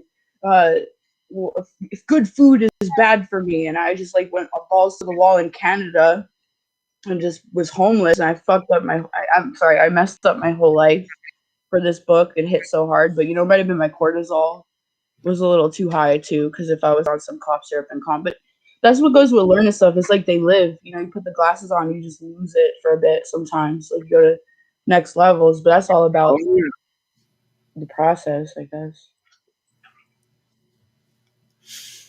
So you're taking this definitely to a next level. Definitely are. Without a fucking doubt. So I'm just gonna. I'm a dick like that. And listen, Erica. By the way, you can step on us. You can interrupt us. If one of us gets to rambling on and you got something to say, jump right in. We are so laid back here that, again, you've got nothing to worry about. We expect you to be just yourself and just relax and have fun and chill and hang out. That's what we're here for. Definitely making fans and friends in chat. I was just playing catch up in chat. Looks like you've got quite a few people crushing in chat on you. So love it. You guys are the sweetest crew. Energy is fucking flying through this screen. It's blowing those mites out of the fucking way. They don't even know what to do right now. So thank you for bringing all that, man. It's great. And Scott, I see you hanging on there. We are going to get to you in just a second. But Erica, I wanted to, again, try to get a little bit into your backstory. I'm going to do it because I'm a dick like that and probably a little aspy if pressed and tested. How old are you, if you really don't mind me asking? I was born in 1993. That makes me 27. Yeah, 27. I forget my age. 27. Born November. Well, Fibonacci sequence actually 11, 23, 1993, 1123, spiral power. My backstory. Oh man, I was really into religions my whole life. I've been always very spiritual and reading scriptures. I was born Jewish, into Hebrew school, learning Hebrew and the Torah. And I told the rabbi one day, I was like, man, I don't want to do a bar mitzvah. I don't think I'm ready to do that and be forever Jewish. I could barely figure out why I'm here on earth anyway. And that's kind of just the way I always was just thinking outside the box. And I was Buddhist and I was Muslim for a long time, and it took a lot of journeying through these organized religions to find out, hey, these are just brainwashed organizations that are trying to think for me, and that I'm actually like, I felt always so different in life. Like I always felt in school was just like I didn't get it, and I was meds. I was in the 90s, so when I was in elementary school, my mom pushed the pharmaceutical Adderall thing on me really hard. Before I was even prepubescent age, I was on amphetamine salts. For a long time, I was on medications and in mental health and stuff just because I like drawing in class. And I was like, I don't think this is true. I was even a flat earther as a kid. I would make flat earth comics, and I would say, like, I would make these comics, these guys that made a rocket ship and flew up to try to escape the world, and they'd crash into the firmament. And, I've always been a reject kind of like the Ronin of society. Awesome. Yeah, you guys are great. I love you guys so much. Like, I look forward to being on the live chats every Tuesday and Friday, and one day I'll make it in the morning. Am I correct in thinking that you come in on some other channel names sometimes too? Is that correct? Yeah, I got a whole bunch of channels because I'm traumatized on YouTube, and I make cartoons that's what I too. remember. So throw some of those out there just in case folks want to go check them out. If you don't mind. I liked my old channel. Just recently got taken down. I was sad because I had me flat earthing people in the old town that like was making me homeless, and it was like my journeys through this town. And like I was living under a tractor trailer, and I decked it out really nice. Like I was in the middle of a blizzard in upstate, and I was living under this tractor trailer. I made it beautiful, and I'd walk around town in like crazy clothes with my boyfriend, and we would walk around and go like, the earth is a flat, finite realm. You're all brainwashed. And then like the government is liars. And then people were just looking at us like, gosh, get rid of these crazy people. It was like hours of fun. But I lost all that because you just can't really speak your mind on when it comes to this like very fascist society now. It's not when I grew up. I remember when I was a kid, it was like your art was where you could speak. You know, we always got freedom of speech, you know, your opinions. No, it's like Israel. It's like Israel. That's fascism for you. Fascists don't allow you to, express yourself. Yeah, it's true. I don't like that. They're just like the sheep, the herd mentality. But other things about me. Recently, I collected rainwater for a Morgellons video because I noticed that when I collect rainwater and let it sit under my pyramids, or just in general, if they sit long enough, these bugs appear in the water. Like they just manifest these like jelly worms and stuff, and it's pretty gross. Like the rainwater is pretty bunk. But yeah, because when I was a kid, like that was my jam, playing in the rain. And I say when I was a kid, hell, when I was 15, 16, I was still out in the street with my younger brother and sister playing in the rain to the point that I like met a girl and we kind of hooked up because she saw me out playing in the rain, like, what are you doing? You're too big to be out here. I'm like, get your ass out here and play in the rain. So, dude, that was my jam. And now, if I have to run through a little sprinkle just to go in a store, I'm like, where's an umbrella? I don't want that shit on me now. It feels like it's fucking pure evil pouring out. I'm scared of umbrellas too. I think they look like devices from hell. Like I'm scared. I'm not scared. I mean, like it's just I see all these things, like even beds and umbrellas. Everything's weaponized. It's all just like these electromagnetic magnet devices to drain you of your thetans. Like think about your metal bed with coils. Did you see that shit that Lucas shared the picture of this morning? That was like, holy shit, that's right there in our, in our houses, quote unquote, people who have them. Who knows what could be coming through that, So yeah, it's everywhere. You're right. But man, the umbrellas make you fly. Remember? Don't forget that. Yeah. That was also my rain on me, but I pull out the fibers like with my Reiki and stuff because I had to get blood work today. I'm on Social Security disability. It pays my rent, and I had to get blood work to stay on in my insurance for disability and stuff. And I was just like, oh my god, they're gonna put Morgellons and demons in my arm. So I just prayed the whole time and looking at the nurse. I mean, I don't know if I can say this on here. I'm sorry, you guys. I don't want you to get in trouble. But the lady, and I was looking at her like, oh, she's a witch. And she's like a witch. No offense. She was very, very witchy.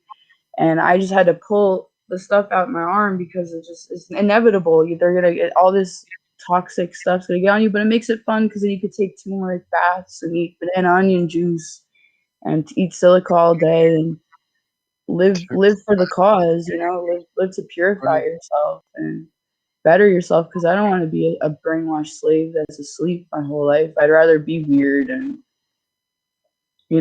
be a different person and just be like the rest of the people, but this is who I am naturally, I guess, as believers. But I love you guys so much, man. I freaking love this chat. You guys are the bosses. Coming to you 1,000-fold, lady. Thank you for showing up and sharing this energy, and please definitely keep sending it. We love it.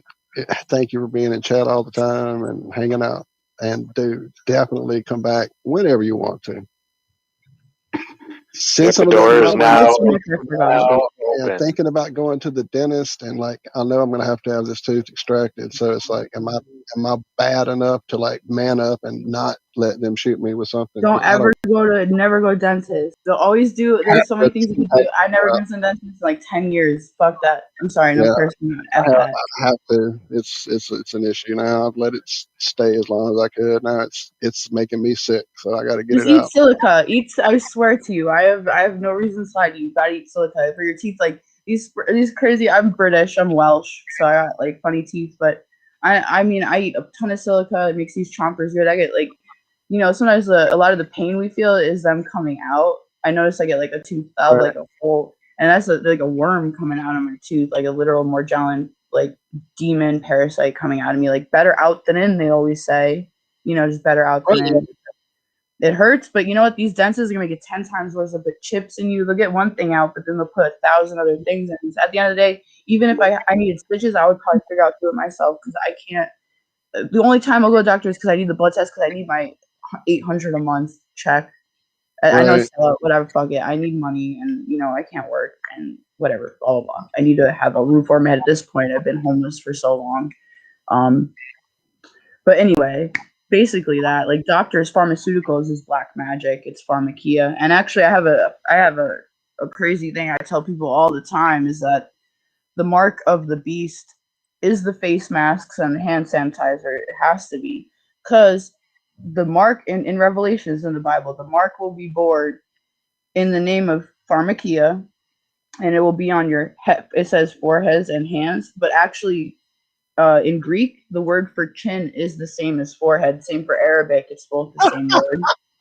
You need a mark on your forehead and your hands to buy, sell, or trade. Say you have that. You know what I'm saying? You have to have that to buy, sell, or to trade. What's something for a long time that we had to wear on our foreheads and hands? The gloves and the mask. But also the number 666 is the 6 feet apart signs I was seeing everywhere because it was like, one actually said 666. It was like 6 feet by 6 feet by 6 feet social distancing. Right. And I'll tell people, it's like, no, it's the vaccine. I'm like, first, the vaccine's everywhere. They're gonna get vaccines. Vaccines is I know people are gonna take. That's gonna be their demise. But the mark of the beast was like a money policy thing. It was about like stores closing and then they would open. You said they close. Yeah, until they open. And it really tells you what else happens when the crown, the coronavirus, that the beast had 10 crowns, and it raised its head, and that all commerce will be shut down until that mark is born. So they did shut down commerce until the face masks and the hand sanitizer, the mask or the gloves was, yeah. Thank you. Blessings.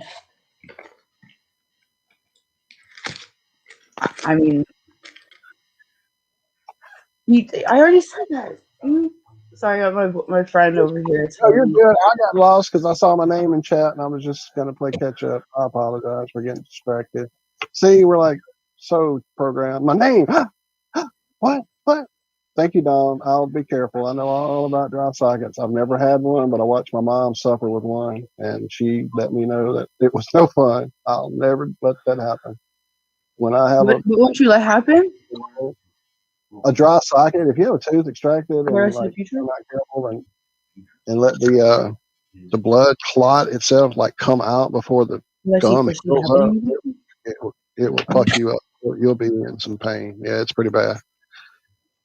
Pain sucks. I feel pain all the time. But the future, man, like I see something definitely happening in the future. I have a friend, Sam Garens. Go check out his YouTube channel. He's an amazing person.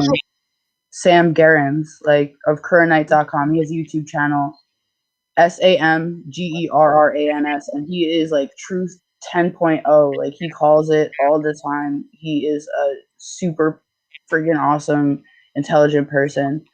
And he recently has this protocol. He wrote the book, The God Protocol, and it's about warning the elite and how it becomes binding. And that's when God destroys the world, and he either saves the few and destroys the world, or just the world ends. But there's always a next life. But the system's gonna fall actually, and I know it's gonna fall. It's gonna fall soon. And Sam Garens actually warns the elite. Freaking awesome! Today he posted a video. He sent out 900 literal letters because he has connections in the in intelligence. He used to work in intelligence in Russia, and he lives in Russia right now. And he got I don't know. He already said it. He got the addresses to like 900 elite world rulers posted also on his site. He's freaking badass dude, and he sent them the protocols listed in the Quran, which has not here. It's a little deterrent. It has nothing to do with Islam. The Quran was hijacked by this religion called Islam. The Quran is actually a very deep book and has nothing to do with the religion Islam that has claimed it.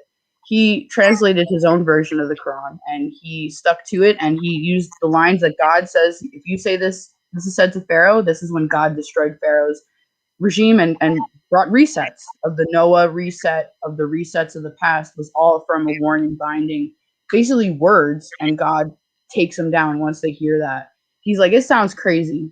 It does. But you know what? It's the truth. And it's the truth. And that's how easy it is to destroy this system, is just going to them and telling them that .org and Mom's right, please, Erica. I want to make sure. He mailed 900 letters to I think Oprah Winfrey was one of them. And if you check on his website, you can actually see Oprah's fucking personal info. Yeah, and the letters contain warning. And the letters contain warning. Oprah lived in Indiana. Her house was between South Bend and Valparaiso, out in the country. You could just see this opening from the highway. I remember it. I'll actually get the site, the link to it, where you can see all his works. Warning to the elite.com. No, warning to the elite.org. Sorry. Warning to the elite.org. You check it out and check out Sam Garren's channel. He's a brilliant, super, super smart. He follows the recipe. Yeah, the recipe. He follows the recipe, the doctrines in the Quran perfectly, and I think this dude is gonna like single-handedly take down these elites. Just what he's doing. He's art to it, and I think the system's got to fall someday, and it's gonna fall. And you know what? For the future, a bunch of the nonsense is gonna go on until it stops. And these videos in the news, not everyone will see. North, east, west, south is gonna go on and on until it's obliterated. You know, the vaccines might kill people, may not. I mean, sorry, I can't say that. I'm sorry. Never mind what I just said.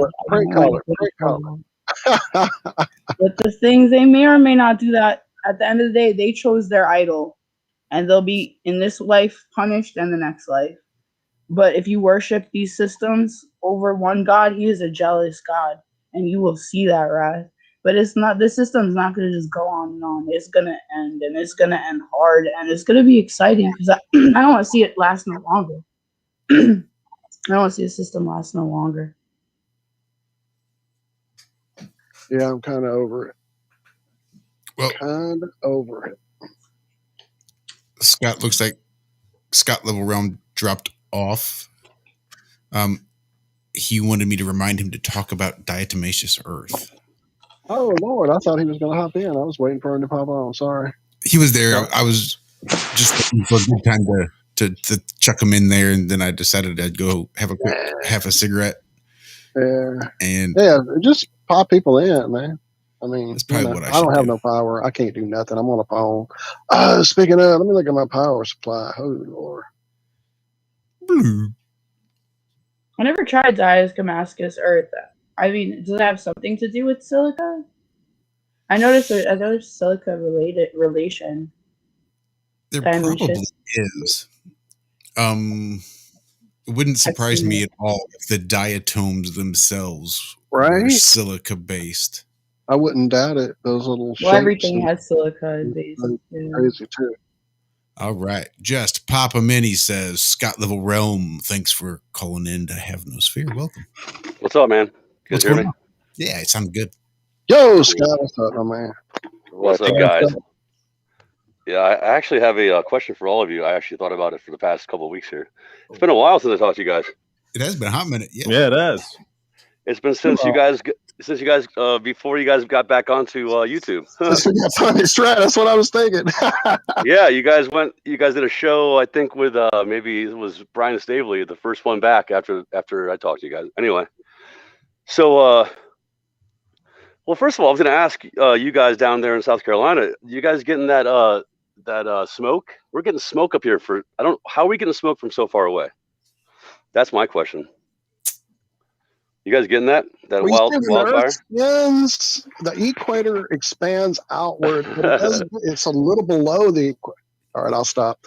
Yeah, I haven't seen any smoke, but I did smell something funky the other day. So it didn't smell like smoke though. It's a haze. If you check it's a haze. Yep, that's what it is. Sunrise and sunset. The sun will be orange. Yeah, and the moonrise. Yeah, it's very red. Very red. It was huge, orange, man. That's what it was. I was trying to figure it out. I was like, man, that is my question though is like, I'm in Louisiana, you know? Yeah, but you're closer. I mean, well, you're southern. You're more south. But I mean, like we shouldn't be seeing it that far over here. That's just my opinion. I mean, I don't know, but anyway. That's just whatever. Who knows what it is? It could be something else that they're just blaming it on that. You know what I'm saying? Maybe but you guys are talking about squirrels today. Remember this morning, right? Oh yeah. Yes, we were. Yeah. You guys always talk about things. I swear, you talk about things, and then it makes me want to talk about it. But well, first of all, you guys were talking about it, and then some girl goes, "I've never seen a squirrel in chat." Remember? Somebody in chat, you know, and I was because you know they don't have squirrels everywhere. There's squirrels only like more southern, I guess, right?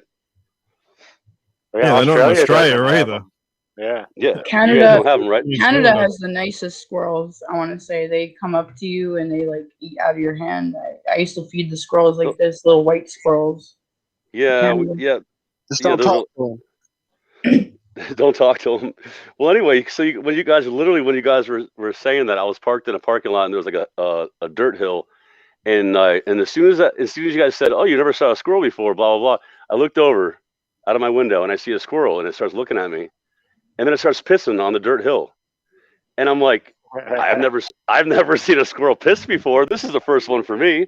Oh shit, never, dude. And I've hung out with squirrels. I've had almost every yard I've lived in. They've been you're sitting there, like, especially when you're outside burning a joint, dude. They'll get right there at that branch and just start fussing like. Yeah, in Florida, because you never saw one piss. You're talking about in Louisiana, right? Oh yeah, dude. Here the squirrels will like fuss. They fuss at you. They get right at the end of the branch and just. Yep. Yeah, they're everywhere in Florida too. That's where I'm from, you know, but because like in Florida, I was gonna ask you guys this: have you seen less squirrels in the past like 30? I'm saying 30 years, like 25 to 30, like 20 to 30 years. You know, I was thinking about that this morning, actually, Scott, when we were talking about the squirrels. Because when I lived in Miami, Florida, of all places, in 1979, God, I'm old. There was this little park across the street from where our house was, and in it was, of all things, an abandoned trailer with like sidewalls made of wood, and we would play on it like it was a seesaw. And the squirrels would sit in it before we would show up. They would be in it, I guess, because it would collect so many acorns sitting there under that tree. And it would always be full of leaves and acorns, and they would always just go running out of it in a big bunch. And dude, there was hundreds of them in that park, and they would come up close and try to feed them, that whole thing. And that was like 1979. And like you said, in the last however many years that's been, math, my friend, they've lessened and lessened and lessened. They aren't everywhere like they used to be. Even when I was living in the woods, in that place in the pasture where they would come sit and fuss at me on the branches, I was thinking then how, like, man, when I was a kid, there would have been more squirrels than this, and I just figured it was because I was closer to Lafayette, a bigger city or whatever. But no, it's everywhere. I was thinking about that because, like, I've been driving for 20 years straight. Like, I'm driving for a living, every day driving all over Florida, and then now all over North Carolina, but in Florida, I noticed from the beginning when I started driving, I would like see them everywhere running in front of my truck and stuff. You know what I'm saying? Like, you know what I'm saying? Like, they'll run in front of your truck and they'll like scurry, and then you might run them over, you might not. You know what I'm saying? But after looks like they're playing with you almost. Yeah, they used to do that all the time. But like, dude, I swear, after 10 years, like from 2009 to 2019, I literally saw, like, I'd say 70% less.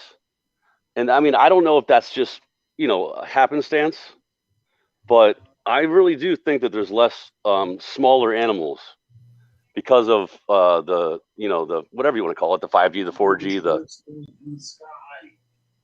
all that stuff. You know what I'm saying? Oh, it could be like, it also could be people like Josh, feeding them up. So is there more of those actual the birds? hawk? For the hawks. Right. It could be the hawk, yeah, the red shouldered hawk. There's more hawks. Can I jump in really quick about that? I have something interesting about. There is a prophecy about the end of times about how birds would be falling from the sky. Yep. Yeah, and I actually walk around all the time in this town I live in the middle of nowhere, Pennsylvania, and this year, I see birds everywhere on the floor, just dead and dead carcasses of little birds all the time. And I watch the videos about 5G towers and then the birds falling and then, but yeah, it's like. Well, that's what I'm saying. I think the more towers that went up, it seemed like the more towers that went up, there seems like to be less smaller, and because the way I see it is that if there's less insects, right? Because I think the insects are being affected a lot by this frequencies, right? Yeah. Do you guys agree, right? So then, if there's less insects, that's when I was bringing up that using the high voltage electricity for increasing gardening growth, you could change the polarity of that thing and basically knock out insect types and get them out of your garden.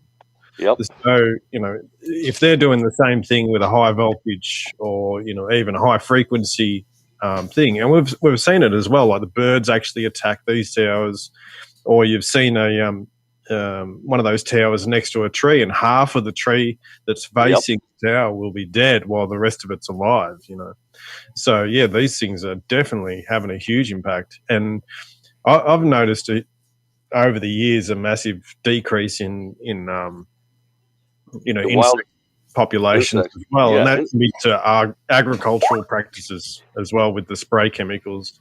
Having a huge impact as well. I just see like the fact that if there's less bugs, there might be less smaller animals, and then it kind of goes up the food chain. You know what I'm saying? So, because I literally feel like I've seen less animals in the wilderness because I go hiking all the time. Like that's our thing. We hike all the time, right? And I'm definitely seeing less animals, dude. And I think it's like what's her name again? Is it Erica? Yes. Yeah. Yeah. Like you said about in the Bible, it does say that there's going to be a lot of deaths of animals too in the end times. But the thing is also, I want to talk about Diatomaceous Earth. So speaking of when I first found that there was a YouTube Truther world, I didn't even know about the YouTube Truther world because I didn't have a computer. I didn't have a cell phone until what's that? What was that? Like a real deep 808 fucking hum right there. Yeah, I thought it was like an organ, like. Sure, they just zapped us all. Holy shit! But anyway, so like when I first found there's actually Truther people out there, I didn't know there was. It was because of Morgellons, because I found Morgellon stuff online like 6 years ago, or 5.5, I don't know, something like that, right? And of course I've looked into it, but I kind of dropped off of that. But recently I'm going to ask, especially LC, about Diatomaceous Earth. Do you use Diatomaceous Earth on your crop, on your crops and stuff? No, I haven't. I think it's actually quite expensive to get like a lot of it. Is it? Yeah, that I'd need. What's it made of? Hold on, we'll get to that because it's very controversial in my opinion. But LC, how much land do you have? Like, you're a market gardener, right? I didn't even know that. Oh yeah, LC's quiet. LC needs to talk more. Oh no, I don't. That dude hides a lot. Oh yeah, we've had to pull it out a little. I know. Dude, I love it. I As love we it, dude. found out shit by that dude, it's like, holy shit. No, but I love it. I love it. I love someone that has a lot of information but holds it in, but then you want to get it out of them, right? You know what I'm saying? But anyway, Elsie, how big is your like property as far as your like, you know what I'm saying, like, your garden area? I'm just curious. So the garden area is probably the size of a house block, and House then block. a little bit more where there's a greenhouse and things. So Do you guys do acres? Do you guys use acreage, like acres, as far as? It'd be probably half an acre, I guess. Okay. So a total of a half an acre, maybe a bit less. Yeah. And that's the entire garden. Okay, cool. Yeah. So like, but my question though is, have you guys ever heard of? I looked into it with Diatomaceous earth, and you give it to your animals, your dogs, for worms, and then I'm like, wait, maybe I can start drinking. Like I can drink some. I haven't done it yet, but I've looked into it, and supposedly it worked. It works. Have you guys heard this? Yeah, I've heard of it. Yeah, you can take that was my exposure. I'm pretty to sure it. I've done I it was too. right. I was hanging out with a guy at karaoke who would do. He like had a teaspoon. No, he would take like glass and make it like look like chocolate milk, dude. It was nuts. Well, and that's he would, not that. No, not that much. He had like some kind of. He would like have this weird bath that you would put your feet in that had this like electromagnetic crap in it. Yeah. Black goo out of your feet, dude. Like it was the most crazy shit I've ever seen. That's like the Rife machine, or no? That's right. Like the, what? He was that kind of cat. He was like into health. He had like a chair that did these certain vibrations and just nut stuff like that. I've heard yeah, he's the one that first showed me the earth stuff was a thing. He was like, "Be careful, don't breathe it in because it will fuck your lungs." Yeah, but that's the thing. You can't breathe it. You have to drink it. It will. You could probably breathe it in. I think you. No. You listen. You can't. Yeah, it will. You should not breathe in. Don't breathe it in. No, it's not. It's just like graphite, or just like what do you call that? What do you call that balsa wood? I mean, what's that? Asbestos. Fiberglass? Yeah, no, it's cement wood. You know, I mean, cement. Like backer board. You know, like when you're doing a shower or bathroom or flooring. That's cement board stuff. It's like all concentrated cement type stuff. That never goes away. It never leaves your lungs. You can't get rid of it. It's bad. Believe me. I say that if you breathe in silica dust, you could get silicosis. And I actually for like a long time I smoke and inhale silica. I have like the healthiest lungs. Do you though? I know Damascus earth is different. I mean, there's probably things you shouldn't inhale. I'm into that like voodoo like. It's just mind over matter thing, but not everyone can handle it. I'm getting beaten up by my friend. He says stop. I'm sorry. Come on. He says he says don't inhale Damascus earth. Don't inhale Damascus earth. Damascus. Diatomaceous. Yeah. Diatomaceous. I know it works. Well, so what happens when you smother the bugs with it suffocates them. So I don't know if you want to inhale it because it'll suffocate the bugs. Therefore, it might suffocate you. That's all I'm saying. So yeah, be careful. The way I understand it. Well, see from what okay, go Josh, go. Yeah, go Josh. The diatoms themselves. I put a link in the chat, diatoms.org, and it goes into what they are. Yeah, but they say it's like billions of years old, right? Well, it says right here, diatoms are algae that live in houses made of glass. What? They're the only organism on the planet with cell walls composed of transparent opaline silica. Okay. Diatom cell walls are ornamented by intricate and striking patterns of silica. Oh, okay. So they do have some pretty sharp edges. And the way that I understand it is it's the sharp edges that create the environment because they're actually cutting these parasites and whatever things that are in there. We just had a tree cut down in our backyard, and up in the fork of the tree, about maybe 25 feet up in the air, there was a big nest of carpenter ants. Yep. I've got 2 more trees in my backyard, and the only thing that I could think to do was grab my bag of diatomaceous earth and just start throwing it all over the ground. And I started chucking it there into the tree where the nest was. Yep. And I circled my big catalpa tree, and I went and I circled my rosebud tree just to keep the ants out, because those diatoms are going to get underneath the same thing. The shell and the joints and everything of these ants, and it's going to make it terribly uncomfortable if it just doesn't downright kill them. Yep. So they're not going to want to go anywhere near where this diatomaceous earth is. So it works, dude. That works. That's one of the things also that Bill told me about it is if you have roaches or ants or any of that, you put it down because when they walk across it, it'll fucks up their shell. It fucks up their feet. They don't like it. They will not go through it. My friend wants to say something. Good. It wouldn't kill them unless they just kept fucking and like rolling in it and shit, you know. But I'm sorry. Go ahead. Yeah. Hello. I wanted to introduce myself. I'm Zaboomafoo, and I wanted to tell you that actually borax does a great job of getting out. Hell yeah. Parasites. You take baths in it, but also if you leave it at your windowsill, they leave the bugs out there. You have two, but also these electromagnetic parasites hate high frequency being energy. Boron. The borax is like the version of boron, but yeah, boron seems to do something. I don't know about doing that. Zaboomafoo nailed it. Boron, silica, salt around the corners, salt on the windowsill. Good idea. That's what I've done.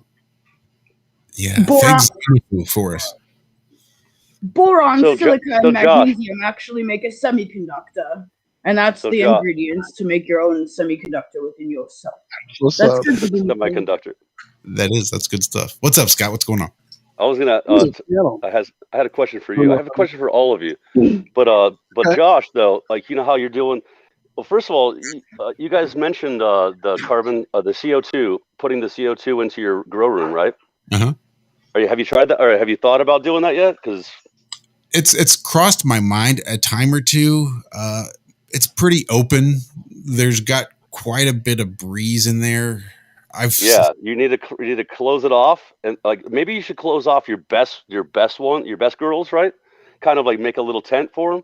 But dude, I'm telling you, bro, that's how you get that dense, thick stuff, dude. I'm telling you, bro, it really is. Dense. That's what I need is the density. That's what you want because you're getting that fluffy, airy stuff right now, aren't you? The way I did. First batch, anyway. There's all sorts of shit I did wrong with that first batch. So yeah, there's a lot of variables, but I'm saying though, like when you get that right hybrid, that whatever you want, you know, and you get that those few good plants, you definitely want to get that CO2 pumping in there because it definitely that's when you get that thick, real tight stuff, you know, and bigger too. Yeah, I came home today from work and the first thing I did was rush downstairs to check on them, and sure enough, they are looking good, looking strong. Their stalks are good and thick. It looks like they've already started the repair job. Oh yeah, because you were talking about that too. I'm going to tell you something about that. You don't have to break them, bro. You just have to bend them slowly, tie them down, and then bend the stem downward, not even all the way down, and then they'll start all the colas, just like Zach said, bro. He's right. All the colas will be almost exact, and you'll get like a master cola on the whole thing. But you don't have to crack them and knuckle them like you guys are saying, though, bro. You don't. You have to slowly. It's just like a bonsai tree, like you guys are talking about. You slowly bend it, like tie it down, boom. Then once it starts flowering, that's when you get all the equal freaking colas, dude. Well, that was the other thing I did was I tied it down.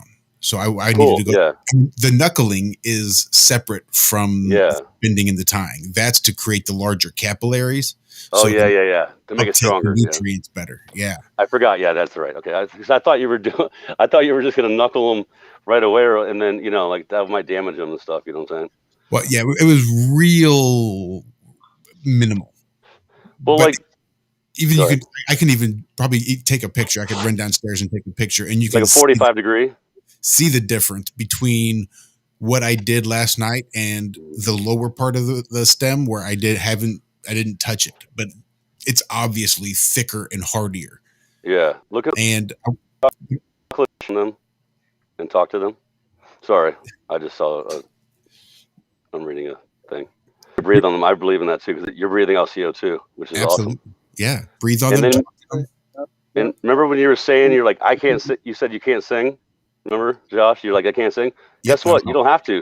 Just play some, just like Zach said, 4-3-2 solfeggio, if you want to call it that, solfeggio, or play like classical, and like old Bach, even like that's in 4-3-2 anyway, if you can find it. And dude, that helps too, bro. Like just play on a little boombox. Right. on a little boombox. Just play it nice, like not too loud, not too soft. You don't want to play Megadeth and Slayer, like Walt said. Don't play the Megadeth. Don't play the Slayer. Don't. No, they don't like it. They really don't. Come on, they those won't. speakers, you know. You would think that. You would think it would get them going, but it doesn't. Oh, it might. You never know. Go ahead, Eric. I don't know. In the rooms that I always keep my guitar jam going on, my plants just don't seem to be happy in there. Maybe I just suck. I think I know exactly what I should be playing my plants to get them happy. What? Let me hear it. Bob Marley. Tiny boxes. What? Oh, it's 432. Is it? Little boxes on the hillside. Little boxes made of ticky tack. Yes. Boxes on the hillside. I swear I didn't know that was you. And I thought it was you. I used to watch your videos, Zach, and then I was like, oh, it was him. I knew it. I knew it. The jam. And Josh, you singing some Johnny Cash to your fucking plants, dude? They would bloom fucking black gold. Burst into a ring of fire. You better be growing like a ring of fire. And the colas grow higher and higher. Anyway, so yeah, I mean, yeah, well, I love talking about that stuff. But so LC, we got to get you out here to like a Flattoberfest type thing. I was thinking about this. Yeah. Well, listen. Private jet. No, not private. Private, you bastard. But no, Zach, is Cammie gone? Tramp steamer it, man. Just tramp steamer it. You could ask Cammie. Oh, well, no, is Cammie here? Yeah, Cammie's here. I am. I'm here. Yeah. So since I talked to you guys last, I joined a band, and it's a restaurant with has a music hall, like a really nice, like 200-person venue that has a stage and like just the best equipment and everything. And the owner is my lead singer / guitarist, and he's kind of a truther, which is interesting, right? He's an anti VAXer, right? Mm-hmm. That's how I found out. That was the first thing he doesn't know the Earth is flat yet. I've been talking to him about it. I was about to ask you, Scott, how true is it? Because I was going to say, we actually let ourselves down on our music show that we're supposed to have on regular rotation. That's what. Oh yeah, dude, I have to always be on your music show. I can talk about music forever. Dude, that's what we were talking like. Yeah, forever. All of us. We're like. But So the guy is like totally cool when it comes to, he's open-minded, first of all. Let's just put it as that, right? And so he's got this venue that like we should totally, I want to try to find somebody like you guys are friends with Karen B, of course, and all that kind of stuff, like where we can work something out where do a obviously a Flattoberfest, not a Flattoberfest, but like that kind of a thing up here. So I found it's 3 hours from you guys. It's not that far. Where are you again? I'm in, remember, you guys are in Spartansburg, right? Literally? Mm-hmm. Yeah, I'm in Sparta, North Carolina, Sparta. Oh, that's right. I know where that is. Go North Carolina, come on, stand up. Take your shirt off. Yeah, take your around your head like a helicopter. That's what my friend said. He's like, as soon as you move there, you have to sing that song every day. Anyway, but yeah, I totally want to set up something, but I don't know people. I'm not a social person. I'm not even on social media except for YouTube. But I want to work something out maybe with you guys because I know he'll give you guys a good rate and everything like that. You know what I mean? It could be like the Flat Earth app, and then you'll know where people are in your neighborhood. Make a little meeting together. Oh, that reminds. Go from there. Yeah, I know. I mean, I was just saying if it was something they were interested in, like if they were looking for another venue, I don't know what you guys pay for your venues or whatever, but I'm sure he would definitely give you guys a good rate, like a really good rate. But that reminds me though, talking about music. Where is terrestrial? What's his name at today? He was in chat. Terrestrial Mac, dude. We need him to do a song. Let me ask the older people. Like, I'm not calling you guys old, but I think Josh I'm old as fuck, dude. I'm old. 8 days older than officially. Dirt. 8 days older than Oh Dirt. yeah. Okay. Yeah. Well, yeah. We're all pretty equal here, except for the youngster. She's 10 years younger than us, I think. But do you guys remember the Fat Boys? Remember the Fat Boys? Oh, I remember the Fat Boys. Remember the song "The Fat Boys Are Back"? Because you know they're the Fat Boys, right? Remember that song? Oh yeah. That was like it wasn't like a hit or anything. It was like one of on their albums. But dude, we need him to do a song because you know they're the Flat Boys. Get it? That's good. Yeah, right. That's good. That just came to me the other day. Terrestrial Mac could totally make that cool. I guarantee you, dude. Drunken Disorderlies. Yeah. Yeah, exactly. That was the album, I think. Yeah. Yeah, because you know they're the Flat Boys. Yeah, where's Mac at? He's got to be around.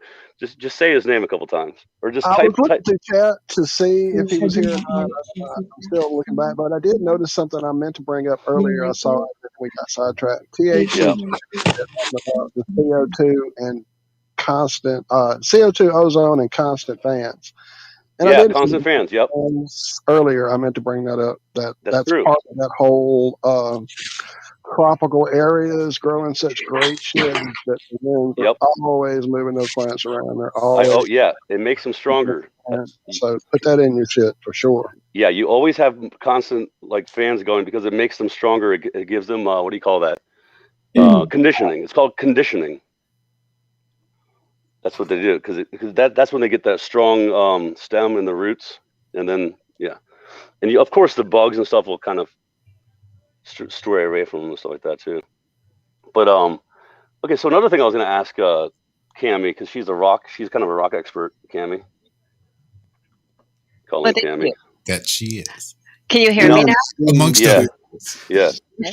So I was going to ask though. So like up here we have tons of quartz everywhere, like quartz rocks in the ground, quartz rocks. Like if I start digging, I find random quartz rocks. And I know Zach knows about this too because of your property. Where does that come? What do you guys think that came from? Like, why are they broken up and why are they random? Why are they so random? You know what I mean? Coming from conditions that they grew from, and just conditions and the elements being there and present right when they're growing, as far as why they're random or broken up, and that's upheaval, or a lot of them are not broken up. A lot of them are that if you grow, all rocks grow. Yeah. We're just not taught that, but all rocks grow. Oh, yeah, that makes sense. With the other elements not present, I mean, they can grow not quite so pure, more, different shapes. They run into different things while growing. And when they have that's beautiful, Truth Unveiled. Almost makes me want to turn on. Yeah, exactly. So she's holding up how it comes out of the ground in nature. You can see that's a beautiful octahedron. There's a delay up on the screen for me. But it grows that way? It grows that way then, right? It grows that way. It grows in perfect platonic solids. But keep in mind that if you have one element that's growing in another element that's growing, for instance, all of granite is quartz, mica, and feldspar. It's all three of them that pick up different elements, and they co-grow at the same time, but they're different crystal lattice structures. So when they run into when a piece of feldspar runs into a piece of mica, it stops growing there. When a piece of mica runs into a piece of quartz, it stops growing there. It creates a boundary. So if you look at quartz and blow it up under a microscope, you'll see that it's nothing but a bunch of beautiful crystals, small ones. Yeah. But I was saying more of like how they almost seem like they were like I think there might have been. I'm thinking, in my opinion, like earthquakes, and stuff that they. Yeah, very much so. Different type of earthquakes and volcanoes. They broke them up into giant pieces and kind of scattered. You know what I mean? Scattered them too. You know what I'm saying?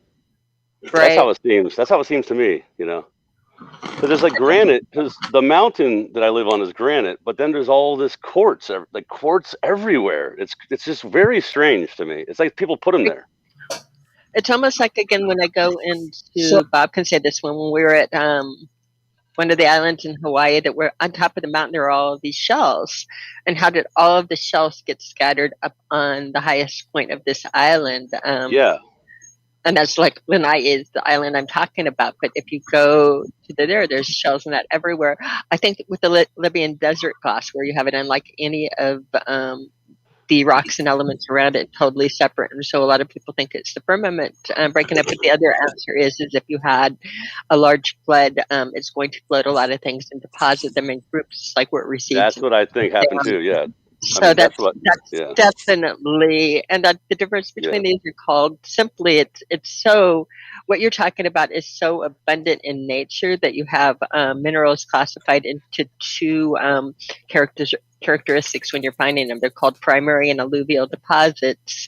And a primary is where you're finding it where it's still growing, and an alluvial deposit is just something that's been deposited by water or something away from where it formed.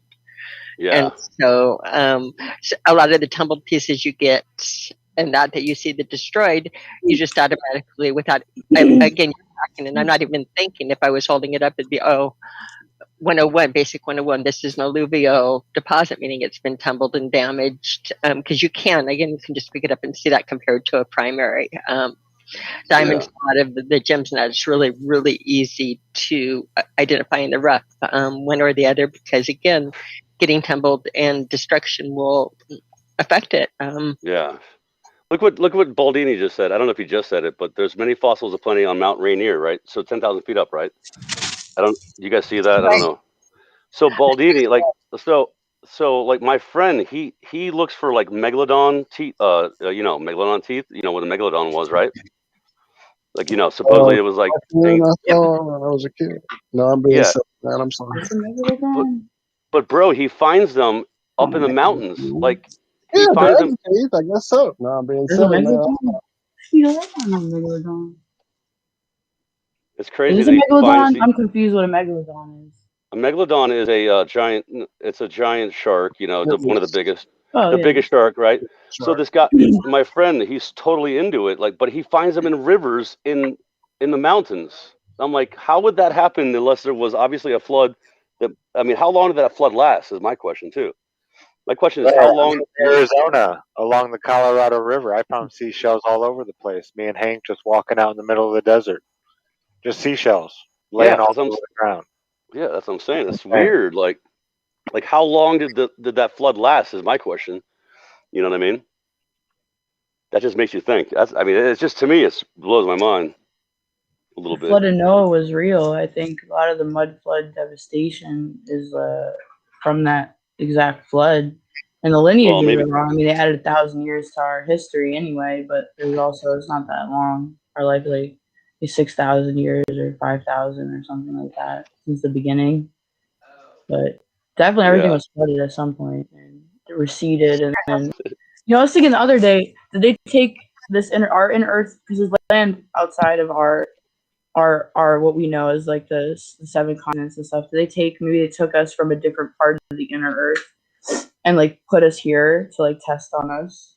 Maybe like we were like harvested from other like hidden land, maybe, and after the reset, maybe. I feel pretty sure maybe this has been usurped and taken over and like been put somewhere we shouldn't be, that fucks our energy up and uses us for that whole.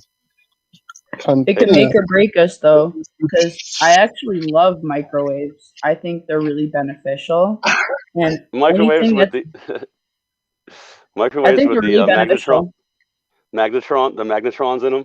Dude, we gotta talk. You guys gotta look more into this magnetron thing. Zach and the church windows. Look at the church windows. I know, bro. I see it all the time, bro, in these cities. I see it in these cities. There's so many windows, dude, all over the place. And if you take one second. I'm sorry. I have to. You have to do it, Walt. Do it, Walt. You go. Bookmark magnetron. We won't forget it. Microwave magnetron. Bookmark that. But I was trying to put this in there. Okay, so the crystals, they grow and the intersections and all these things. I know all that. I've studied it myself. I used to be a huge crystallologist. Not what you are, but just the power, the energy, the field, the attraction. You lose them, they come to you, that whole thing. So then I started watching Roger, and I know he don't like us, but I still like his fucking information. And he's done some crazy research.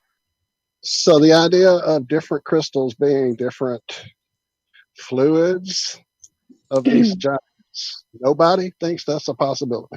Just wondering, because that shit would grow. When you talk that, I don't know, when I look at veins of gold and veins of silver and the way that some of these elements grow as veins, I can't tell you. It hasn't occurred to me at all. I do think the veins. Yeah, right. The veins. They come in veins, and the way that they grow, we and they call them veins. We call them veins. We call them veins. So of course you should. And right now at this point, I mean, we should have eyes open, looking at everything, and trying to, look at it again and relook at how it works. If you want to go down a rabbit hole and get lost forever, there were giants in the earth, baby. That's all I'm saying. You can just, in those days, and even just impossible fossils, things that they call fossils that are impossible, that are modern age things, and fossilized. It's like took thousands of years, and yet we watch it happen in nature right in front of us. Eyes open.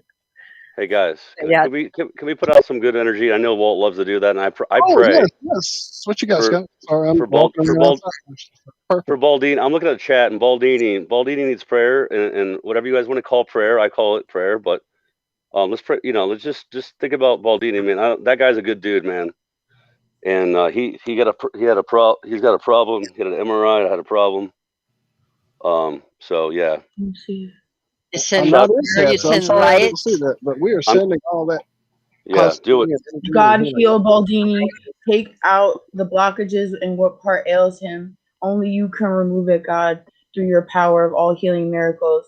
No, nothing can heal but for you, and everything else is idolatry. God heal this person in an instant. Can gain enlightenment from this pain and these problems, and may he prosper from it, and may it be the best beneficial thing that happens to him in the long run. God willing. That's right.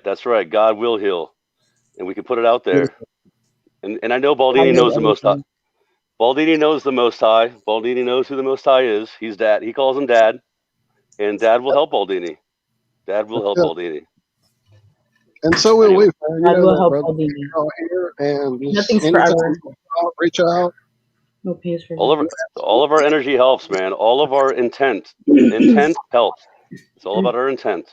That's right. So, in sort of in honor of Mark Devlin, something we've been trying to do more and more, trying to make it more habitual, is just to take that 30 seconds. And I think that I know exactly where I will be directing my love and healing thoughts and prayers.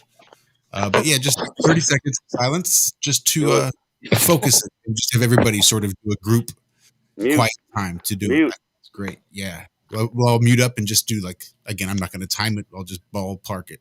But just, some love and positive vibes out there.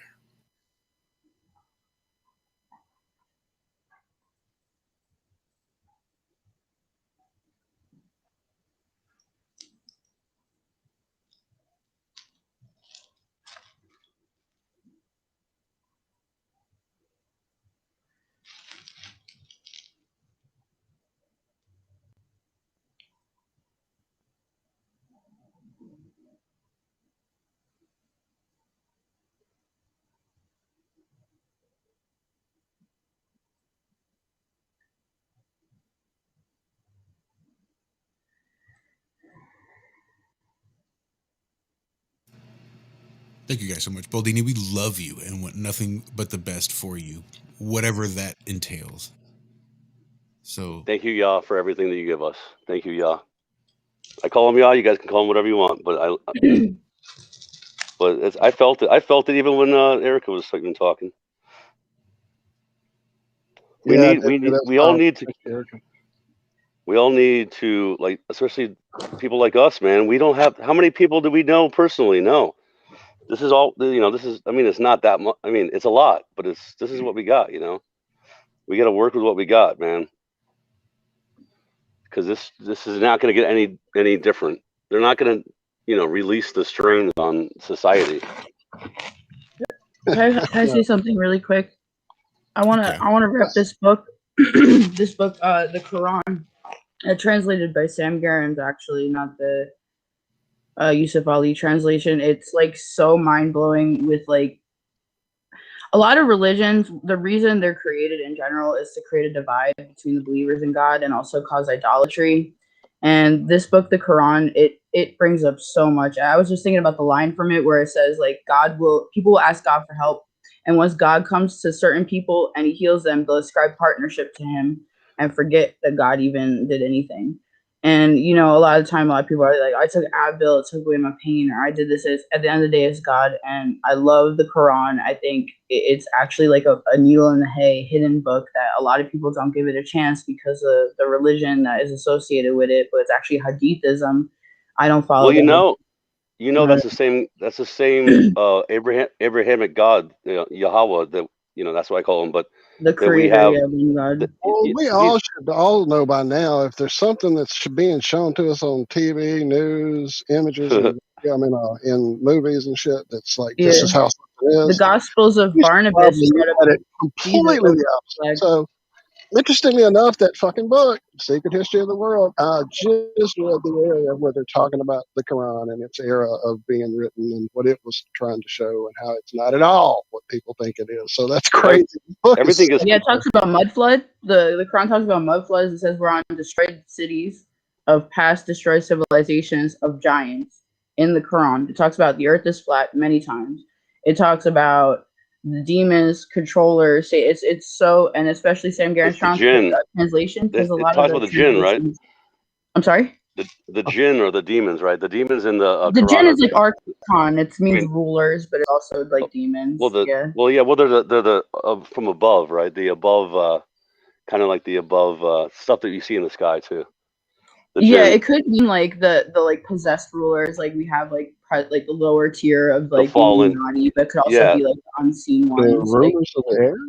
There's the shayateen. I know a little bit of Quranic Arabic. I studied it a long time. Shayateen is like possessed people, and then the shaitan is like the one at the top of the pyramid of evil, is like the devil, and like. Well, yeah, that's the type of devil. Yeah, it's like like Hasatan, Shaitan.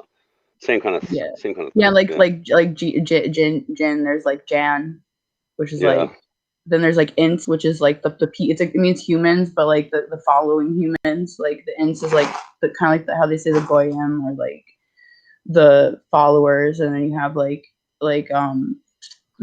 was mankind is Nas. Al Nas is like the strong like people like I would say like in this community, like the people that think for themselves, and the ones who don't just follow like the group. Like I love that book so much. Like the sheeple. So hey, who's coming to who's coming to Flattoberfest? Is Walt? Are you coming? Or going? Sorry, I'm not sure if I'm going yet. But are you going? I mean, it's kind of like I have to, Yes. You do have to. Yes. I was called out by Dave of all people, so I definitely have to. Is Baldini? Baldini. Is Baldini gonna come again? Baldini loved I know Baldini kept talking about it for like forever, how much he loved it. Dude, you didn't have to put a super chat just because we were giving the love, man. That's beautiful. I'm about to cry. Fuck. It is beautiful. Mickey sent us 200 krona too. I saw that earlier, and I said thank you in the chat, but there's so much energy, I can't keep it up. That's why that's why I went outside. I was just like, holy shit, this is so much energy. I've got to get some grounding. So I went outside, got barefooted. Awesome, Baldini. Baldini's going. It was like, oh shit. Sorry, Walt. But yeah, Josh. By the way, Josh, props to you for that. I mean, dude, 30 seconds of awesomeness. That's awesome, bro. I mean, sometimes you don't need words for. I used to think we don't even need words. You know what I mean? We don't need these words and spellings and spells and all this talking and talk, right? We need more feel, and you know what I mean? Yeah, well, I've always been a big proponent of silence, much to the chagrin of John Savage, but.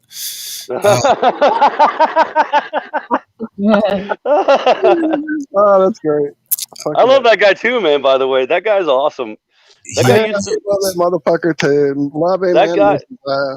That guy like is Savage. Savage is a different person. Like, remember back in the day, he was way like more angry or something. Now he's like totally chill on the Globebusters.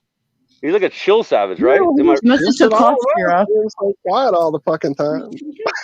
I don't know. It's just funny to me. It's like cool though. I like it. It's cool. I have a question. I'm gonna jump in really quick with the girl on here, the really cool one. I forgot her name. Cammie. Cammie. You there, Hi there. Cammie? Hey, do you know about selenite? She's very cool. Yeah, you're awesome. I love rocks and crystals too. And I noticed with my selenite I've been making, working a lot with selenite crystal, I've noticed a lot of synchronicity and like psychic like syncing up. Like I'll say something and instantly it'll be said on like whatever I'm watching. Or Yeah, like I've seen that. the word. That's happened to me so many times. It's insane. Right, it's like That's happened that to me book, so many times. reading things. Every time we talk about something on the show, it's either I just read it or I'm going to read it later tonight. Exactly. Guaranteed. Yeah. That's going on later tonight. It's It's fucking weird. great. All the time. And I noticed a lot more with selenite. I went away from my selenite tower for a while and I felt it was significantly less like synced up, psychic, crazy. Like I would like just be thinking a word and like it said like every second. It's just like boom, boom, boom, like bouncing. Do you have off. those? Do you have those one things what they call the chem busters or whatever they called? Well, they're organite. Yeah, organite. I got these ones. Get my pyramid. Can you bring my pyramid? I have Erica, a do whole you bunch. sell those? Do you sell them, Erica? Dude, you beat me to it, Josh. Didn't you get rid of them for bartering or whatever? It doesn't have to be I something. have like. Oh yeah. Wait, you get all kinds of stuff. Fucking gorgeous. I love that. But do you make that properly with like the or all organic, like actual organics, everything except for copper, right? Well, copper's organic, I guess. Yeah. I do make it on the books. Like you know how you. Books. What? You know how you're not supposed to use like resin, or you're supposed to use natural resin, right? Is that how? Because I've looked into this. Yeah, you're right? supposed to, but I'm poor. I'm like really like low. So you low use end like money. What is that? And- Polyurethane or something? No, mine's just like BPA, it's just a regular epoxy resin. Like it's just like standard, it's pretty good. It's not like the nice like all natural ones, but it does get the job going. I bet it would be even better if it wasn't. Like I don't sell mine anyway because I have bad experience. I used to sell and give them away, and people would kind of mistreat them, and it would hurt a little bit. So I just kind of just said it's all for me right now. But I'll like, hide them outside, you know. But this one's really special to me because I do this one I put my smoking blend in it, but I also put I use copper chore boy, and I use a actual copper wire, not like plated fake copper. And then I have this I have actually a tensor ring that got kind of busted, but you know what, it's still doing its thing and it still works. But I had my neodymium magnet fidget spinners on there, but they broke. It fell off and broke. Oh, a fidget spinner with a what is it called? Neodymium. I don't pronounce nothing right. Neodymium. No, Zach. Where's Zach? Where's Zach at? We need Zach it fell to talk off in the that. closet, and it's now sitting like messed up. And I had it perfectly aligned here. Wait, I had it. Hold on. I had it here and here. I had a fidget spinner. I had the magnets hanging here and here with the neodymium on the spinners, but it fell off. If you can find them in there, it fell off. I never really got time to fix it because I don't have hot glue right now, and I ran out of copper wire, so I'm still waiting to the first to get it finished. But I'm trying to make more aspects to it, and I want to incorporate my bricks. I sleep with these under my pillow, and they're basically selenite, amethyst, and quartz. With copper and resin, and sometimes I had a good grade resin. I had like a really like a nice resin for, but I work with what I can. And I make these necklaces. Actually, I carry this everywhere I go because it really helps protect me from like electromagnetic disturbances. Me and my best buddy, my best pal here, we each got one, and we wear them everywhere. And I'm just starting out. Like I've been doing them for like a little over a year. When I found out about them, a little over a year, you have all this stuff for over just 1 year. That was fast. Like it was fast for me. Like wow. Feels like forever, but it's just like over a year. Yeah, I saw it on actually this guy Kinnigan's channel. He's not flat earther, so I'm just kind of like, who is this person? But he has some good stuff. When did you first find like the truther stuff? I mean, I know you said. By the way, I know you said you were like a flat earther, like in the '90s, which I was too. But like when you got in, like what you just said, so you just found out. I got interneted on it. Like, or no, I don't know. Like, well, what happened was, like, I was a flat earther as a kid. Then I was in, like, mental hospitals a lot. And I think I got, like, really possessed by the medications because I kept getting put away for my message. And I became, like, kind of a drone for a little bit. And I was just like, heliocentric, life is what it is. Okay. and then I broke out of it with my best friend. Like, we just, like, both were like, yo, the Earth's flat. And, like, this was like 6 years ago or 7 years ago, and we're just like, yo, it's right flat. around that time when YouTube was like giving everyone, like, for some reason it was giving everyone that you know, all that stuff in their feed. Yeah, that's when I got big on YouTube and stuff. I was like, woke up to my old. Walt, sorry, what? I said, for about 6 minutes they gave it all to us. Oh, I guess more like 7 minutes. You got to have. No, it was like a year. It was like 1 year. 1 year. Yeah, I know. It was everywhere. There was the best videos on Flat Earth that year. It was like everything. And, you know, I had a revelation I saw recently talking about synchronicity. The moon being a reflection of the Earth. It was like 3 years ago. I made a video on YouTube about it. I was like, I looked up at the moon and God spoke through me. I was like, that moon, that's a reflection mirror of this Earth. And then all of a sudden I saw videos. I've looked into that a lot. Yeah. I don't think that's true, but it's possible, but I doubt it. Yeah. That's something I've looked into a lot. Might be, though. I mean, like, it's definitely a luminary in the sky. That's like, I kind of like that idea of the whole picture, not reflection, but a fucking picture. Well, I love like a picture or something. Yeah, I mean, like gold on it too. I watched it all. I didn't let my triggering of things I think's whatever one way or the other. Besides, I just watched it, and when it got to that part, I had already seen the reflection stuff. I'd already seen the different maps put onto it in small areas. But when I saw that version tweaked up with all the fucking distances and airports, and I'm like, okay, and then that kind of sealed it for me. Wait, Walt, everybody's got their opinion about it. Walt, are you saying that you think that it's possible? How does a moving object take a static picture? It can't. You're right. Lucas. How does a moving what? How do you take a picture of a moving object right now? Yeah, you can't get it. The moon's like the camera taking the picture. No, I went manic once, and I thought the sun was like watch that segment of the video. I'm just asking because I know you were not down with it. I've seen it too, but Lucas, go. Lucas, go. Lucas. No, that's it. I put my riddle I know. out I'm there. asking. Have you watched that part of the video where they go into how? Yes, I have. Okay. Yeah, I've seen it too. He's right though. If the moon is moving, how are you going to get a static picture if it's moving over us, which it obviously is? The moon is moving over us at a. It's the image. All things are possible. Well, yeah, you have to have a high-speed camera. Yeah, I get it. Anyway, so let's switch gears. Walt, while we got Walter, I have a question for Walter because I've been thinking about this. What did I do? Yeah, you're my last question. I didn't expect any other people to be, or this other character, but just joking. Hold on, Walter.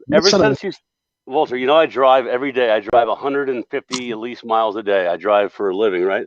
And I've been getting every time I pump gas lately, I've been thinking about Walter telling me, dude, don't pump that gas at that high level, that high rate, right? Okay, now listen, I want to ask you a question. I haven't seen the exact proof yet. I've only done it like 4 or 5 times. I mean, I'm trying to zone in on the truth of this. Where did you get this from? I saw it in a video, so that made me go look up gas nozzles and how they're designed. Yeah, I know how they're designed. I know how they work. But what I'm asking you is place where that siphoning would occur, and it's right there. It's the hole. You see it. It's designed. I know. It's what it's made for. Now they say it sucks back from building up and preventing explosion. You know, that's their excuse. But it's that's what the fuck they're doing. They're getting their gas back from you while you're pumping. Yeah. Well, what I'm asking you, it sucks that you're for some reason in this little lag thing, but like so what I'm saying is how much, like, because you said put it on the smaller little, because I always put it on the smaller little level. You know how there's a fast level, right? Yeah. So what I'm saying though is, so a medium and a full blast is what they usually have on the ones here in anyway. Yeah. So what I'm If they saying is, even have them anymore. Some places have taken them some off. places don't. Yeah, they say it's off. because they say it's illegal to walk away. You know how we used to walk away, go to the store, and come back? Remember? We used to always do that. Right. Dude, I lost my mind going out to Oregon and tried to pull up and pump my own gas, and like the cops showed up and there were helicopters and like, no, dude, you can't pump your gas in Oregon. There's like a whole area out in the West that you don't pump your own gas. Oh, yeah. Oh, I know. That was in New Jersey too. Like where you, I was like, no. New Jersey doesn't let you pump your own gas. I'm like, that's bullshit. I have to pay. I thought it was a Western thing. I didn't know it was a Northern thing. Oh no, it is. Go ahead, man. I'm sorry, I'm getting sidetracked on it. Oh, but you're right though. Oregon, my friend used to work at a gas station, and he pumped the gas for people. I'm like, that's so stupid. I don't pump my own gas. Anyway, but what I'm saying though, listen. So theory. No, go ahead. Sorry. So the physics theory would be the more you're pushing gas into a canister, the more vaporization you'll get, the more evaporation rate. Therefore, it'll either escape or they'll suck it back into the You're just paying for more gas, right? You're paying for them getting their gas back, right? That's what I'm saying. Yeah, just like electricity. I did a whole show about two whole shows about right, this. Exactly. You know, I literally did. Like it's insanity. But what I'm saying though is what I'm questioning is how lightly should I pump this damn gas? Because I feel like sometimes when I pump it lightly, it's like just kind of sputtering, and I'm like, is that even worse? You know what I mean? There might be a sweet spot. You know what I mean?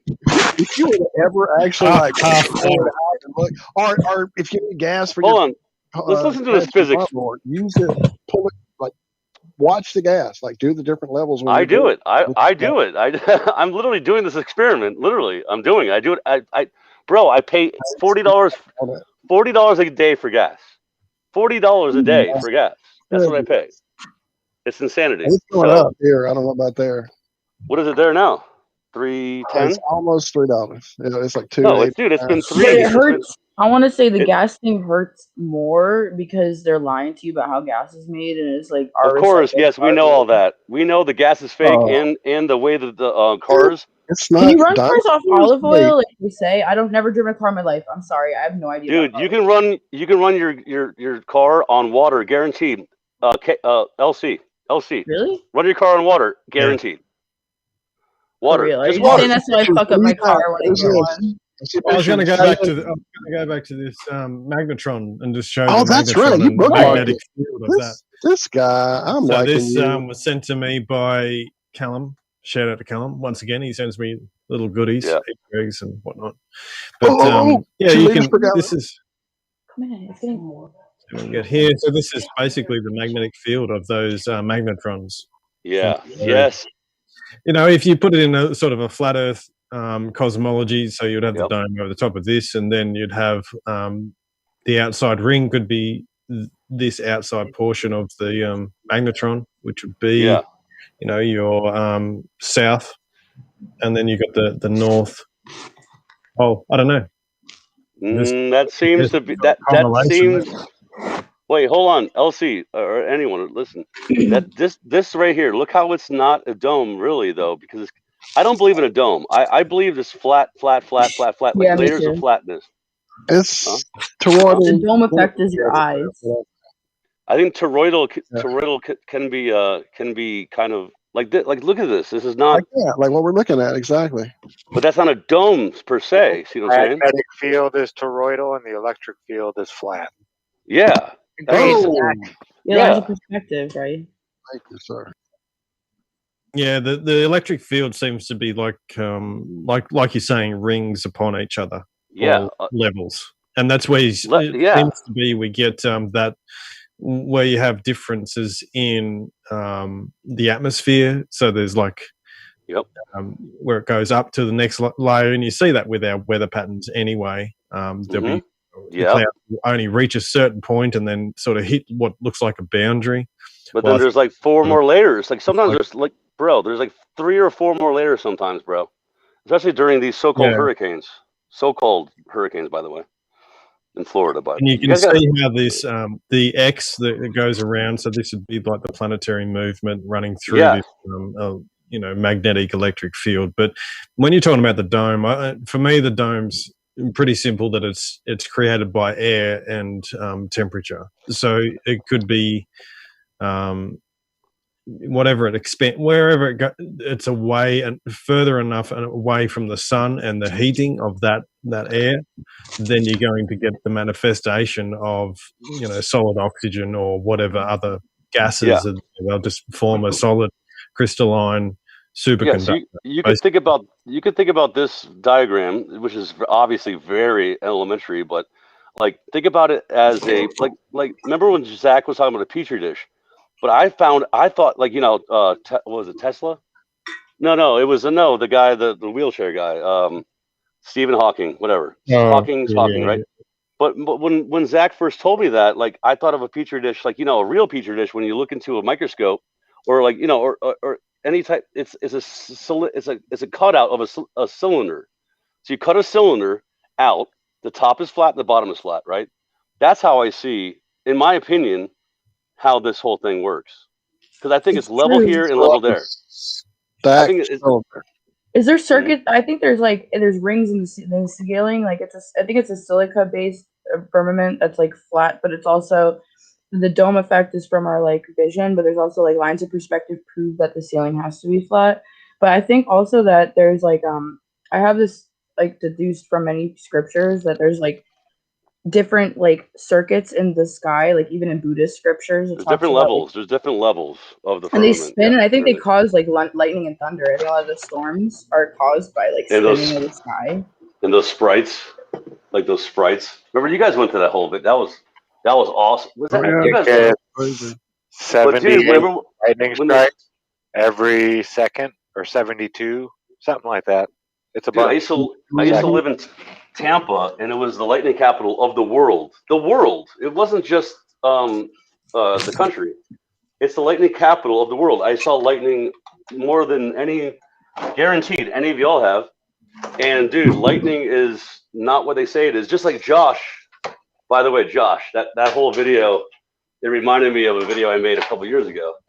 Really? When there was not to retract, but you're right, dude. When you see bolts, there should be thunder. No matter what, if you see a bolt like that, dense, there should be thunder, and there wasn't in your video. And I noticed this for the past like 8 years now.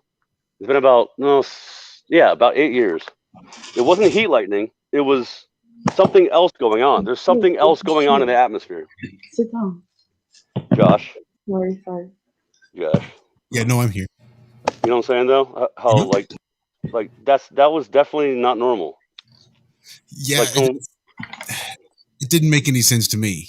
I've always understood that thunder was like the superheating of the air or something, as this arc of electricity cracks through the atmosphere.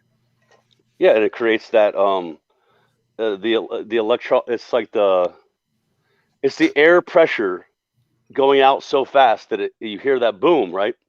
You hear that crackle, whatever you want to call it. But dude, even up here in the mountains, thunder sounds way different. It sounds like you take a tin, like a sheet metal, right? You take sheet metal, like an 8 foot or like a 6 foot long piece of sheet metal, and just wave it like wow, wow, wow, and it, it's weird, bro. It's different up here. And lightning is, yeah, kind of. But lightning even is different up here. Lightning looks different, dude. It looks different in different places. It's weird. Huh. But I think does it strike all around you? Like when I see lightning outside, it's like so close to me. It's just like thousands of bolts. Like yeah, but the thing is, they make it seem so dangerous. Dude, I'm telling you right now. Zach is Zach in here? Because Zach will tell you lightning is not as dangerous as they say it is. I don't think it's dangerous either. Do you know that? Yeah. Do you know that lightning takes? You need the salt in the water. If you're in a pool, if you don't have any salt in the pool, you ain't gonna get the lightning won't bother you. But the lightning strikes the salt water, the electrolytes. That's what creates the LC. You know about that, right? Right. It's got I've definitely been hit by lightning. I think water by itself with distilled water. Right? Exactly. Real quick, in the YouTube chat, I dropped a link to the real-time lightning map. I can't really share because I'm on the phone, but if somebody wants to pop that up, that'll show you the lightning as it's happening right now. Like Zach said, also, real quick, shout out to our buddy Danny in Oregon, where lightning is so rare, it makes the fucking news there. It makes the It news. does. Ask It him, makes the Danny, news. am I lying? Danny in chat, tell him. Lightning makes the fucking news in Oregon, doesn't it, my friend? And in Portland, especially. And yet the place is filled with fucking mountains where when you drive up the mountains, you feel nothing but electricity in your hair. So where the fuck does the lightning go?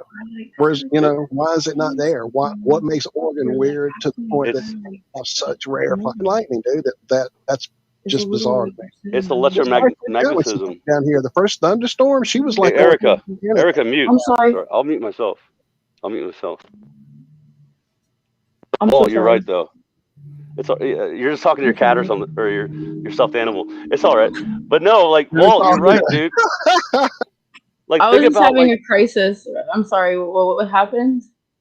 Are you okay? We're here with you. We're all good. Yeah, I go through like mood. I have mood swings sometimes. It happened. I was telling my friend. I was just nervous. It's funny though. Okay, so let me see what he's saying. I had to show that it was hidden. Your reply was hidden, dude. What the fuck?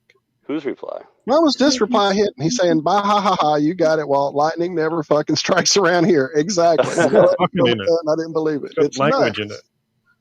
Well, let me ask you guys a question about. Fuck all fucking day. Let me ask you guys a question about lightning. You guys know it comes from the ground up, right? But you see it. It looks like it's going from the top down, right? But no, it's not. The electrostatic charge or whatever it is comes from the bottom, then it goes down, right? That's in regular lightning, right? That's what they say, right? It goes both. Yeah, it goes both ways, depending on whether the side to side, positive or negative. Yeah, it's the negative pulling down, right? Isn't that how it works?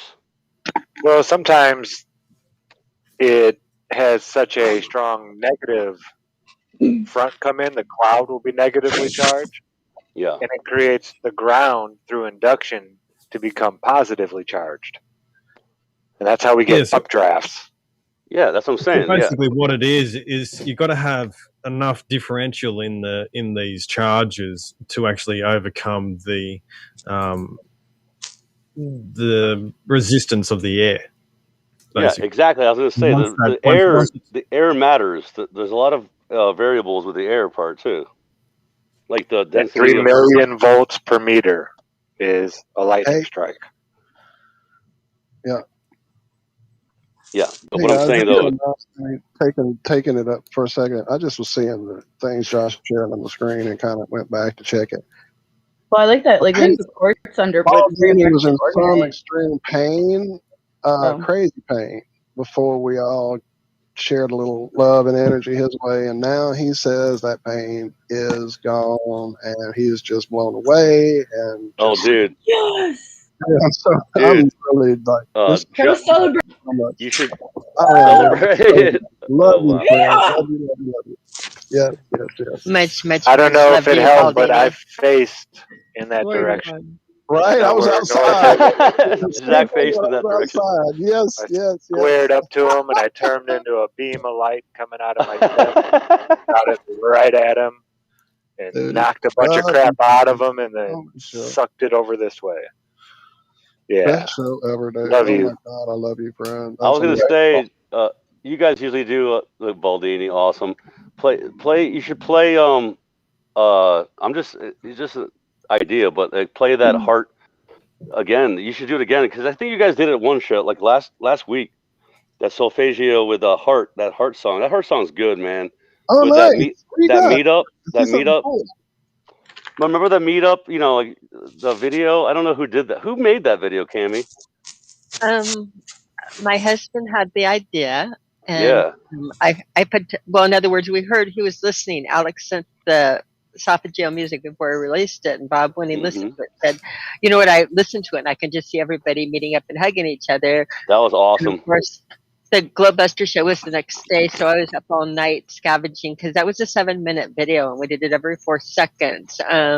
So I took Robbie Davidson's approach to life. and asked for forgiveness instead of permission when rating everybody's Facebook photos. So I went through everybody's Facebook and got all the meetups and, from anywhere and everywhere I could get. And then my son and Zach lined it up so it would work with the heartbeats and that the photos would switch. And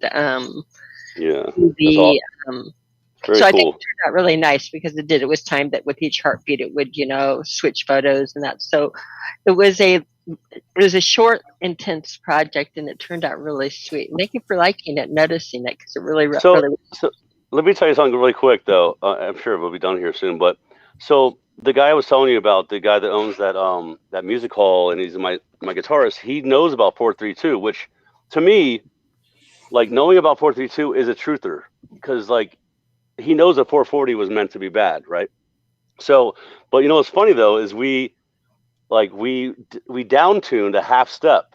If you guys know, like I'm sure LC knows, and maybe anybody else knows about when you play in a band, you sometimes tune down to half step, right? So that makes it easier for the singer. Help the singer out.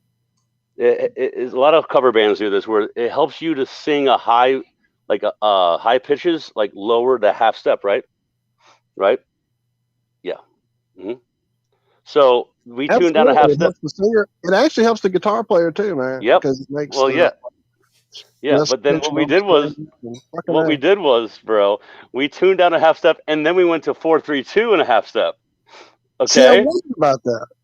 Bro, we did it, and it messed everything up, bro. It sucks. I hate the fact that it brings it down. Hear how weird it is. It brings it down so much that it messes up. It's weird, bro. You have to do 432 for real. So is it the way it sounds, or is it the way you have to play? I mean, does it? Well, it's the guitar strings. The guitar strings aren't. Yes, the tension, dude. LC, you hearing me? This is real. We just went through this our whole band practice. It messed everything up where it sounded weird. You know what I mean? So, and I was like, oh man, I wanted to do 432 so much, but the thing is, if we do 432 regular, a lot of songs are very high pitched. You know what I mean? Like we can't. So we went back to doing a half step, and I'm like, oh, okay, well, what I want to do though is I want to do like half of the show in 432 with the lower songs. Like we can sing them, and then we'll do the half step in the other songs. You know what I mean? That's just. You could probably get some heavier gauge guitar strings. I know that's bro. Thank you. That's what I said, but he didn't have them. Send you the perfect set that will allow you to both do regular tuning and drop. Right? Yeah, bro. That's what I'm saying. But I struggle because I wanted to play so many songs by Alter Bridge that they go to drop B in one song. And dude, I was thinking about you, Walt. I was thinking about Alter Bridge. Oh, actually, I was talking about Alter Bridge the other day. But anyway, sorry. We got to do a show. Listen, when you guys do a show about music, we got to do one every, one Friday. I've been working every Friday lately. 1 a month. And I think we skipped a week and forgot because we had so many back to back. It was just like we couldn't stop having the people come in that were great. And so we may have missed it. I think we actually did have TJ on one of those shows. Was he on the show with Beags with us, I think? But we weren't doing music. We were straight like digging in the mud. So yeah. But yeah, we need to do that. We need to get another music thing like once a month or something. For sure. Absolutely. All right, brothers. I love you guys. You guys are awesome. I'm gonna peace out. Oh, you're leaving? I don't know if Josh is. I think he got up to take a real quick break. Wait, I can't. And I was going to answer you really quick because I'm getting ready to take the headphones off too. But I was going to touch base with what you were talking about with the meetups and put out my thoughts on it. Yeah. That's okay with everybody. Where we're trying to find Josh. Sure. No, go ahead. You have. I've because I've worked and coordinated and I've done a lot with the conferences. A big conference or a big one is a lot to put on, but what you're talking about is something I think is very, very feasible. Where you find these venues that have under 200 people or 150 people or that that you can get for a very reasonable price. I was almost thinking. I haven't seen them out here, but in Colorado we had the dinner theaters. They have a restaurant. Let me just explain something to you really quick. Yeah. I'm not one of these people that promotes things. I want to offer a venue to anyone out there in the flatmosphere Flatmosphere? Is that a thing? Flatmosphere. I just made that up. Oh, that's interesting. What just happened? Hey, that's a new. Wait, I don't even know what I do this sometimes. Name of your festival. Okay, because I don't believe in atmospheres. Flatness flats. I don't Hang know. out at the flatmosphere. Wow, I don't believe in sphere though, so we have to change that. But flatmosphere is funny. But anyway, I'm just saying though, like anyone that knows how to promote and gather a crowd that wants to do something about truth, I have a venue for it potentially. I have two of them. They own two of them, so and one of them is actually closer to you. Cool as hell. And where is it again? I'm sorry, man. I know you said it, but there's so much Okay. going All right. on. I'm gonna say it one more time. Tell everybody again. It's Sparta. We are all Spartans. In Sparta, motherfucker. Listen. Look up Sparta, North Carolina, bro. It's a tiny. North Carolina. I just didn't know what area. I was like, listen. If you want to know where the other place is, they own two places. The other place is in Winston-Salem. It's a giant city. It's called Winston-Salem. It's where cigarettes are made. Salem cigarettes, right? Right. Winston-Salem. That's where it's like an hour down the road. They have another place there too, which I don't know if I can. I don't know about that venue, but I could probably get that venue going. That's a big city. But what I'm trying to do is I'm just trying to promote this stuff, dude. Everybody knows that we. Huh, Cammie?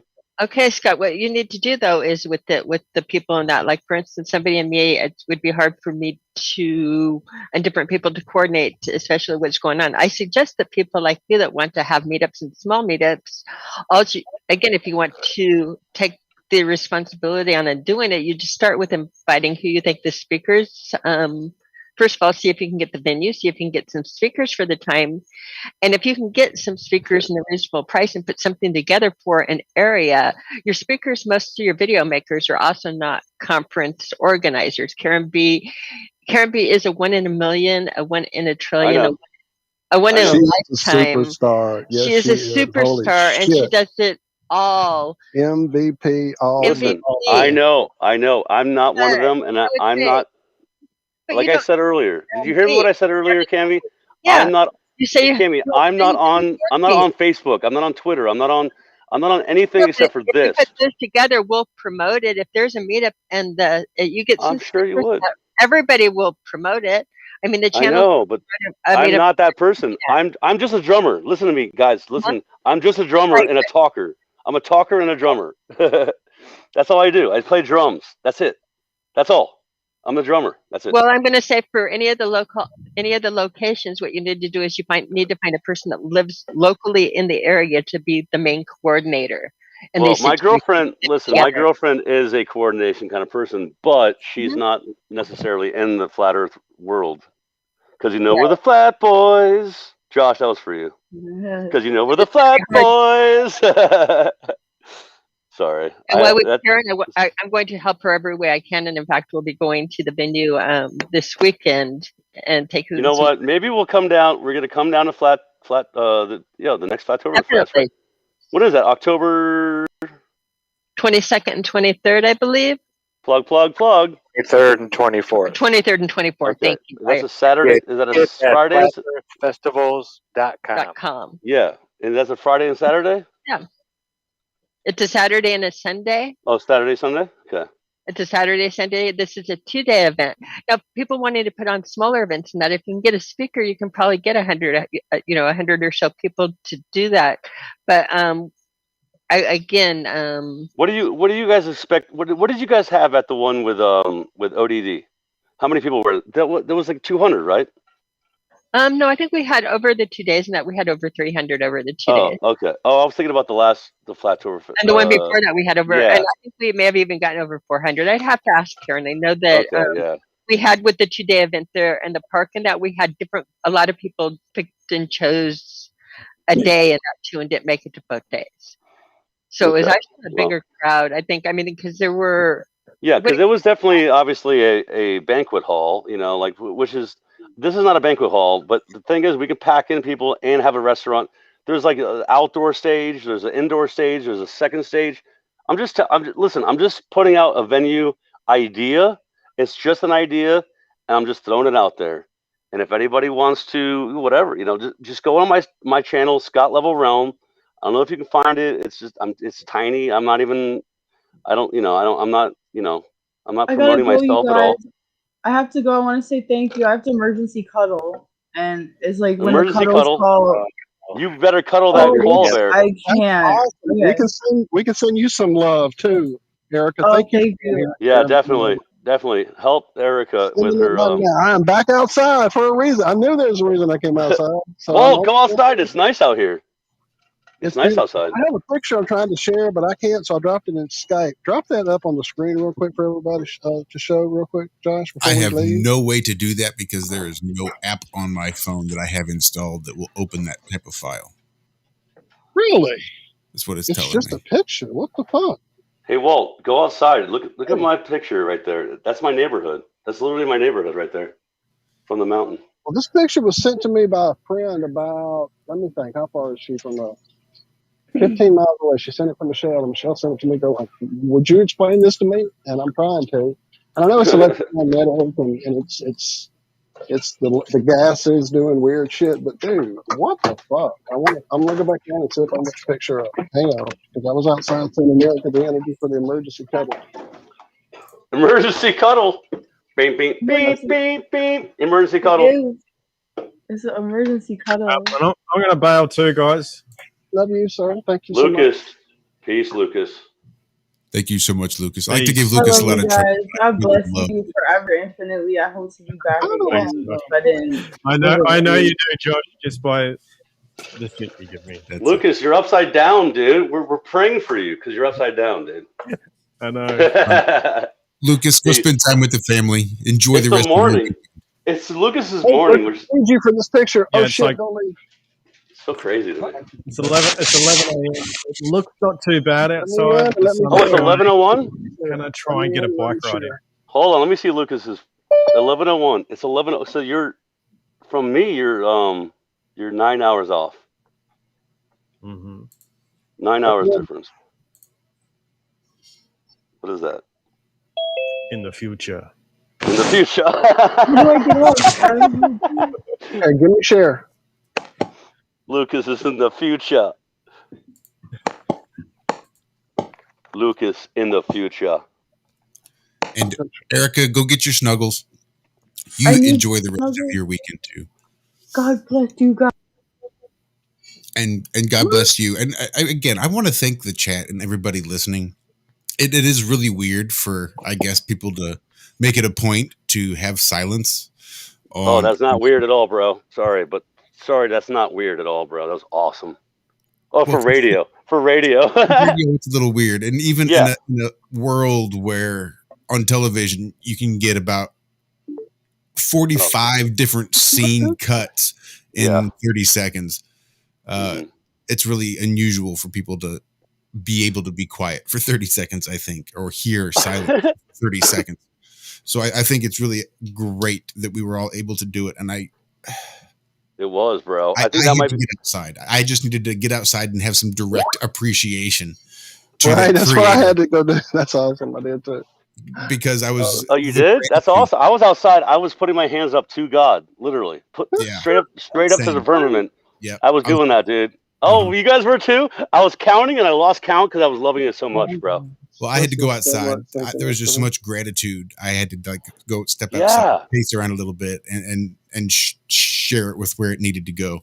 Yeah, bro. So once I did that, I wanted to come back in and then thank the chat for their part that they played. You did an amazing job. By the way, I just want to give you guys props. Like literally, is LC gone now? But all of you have been crushing it.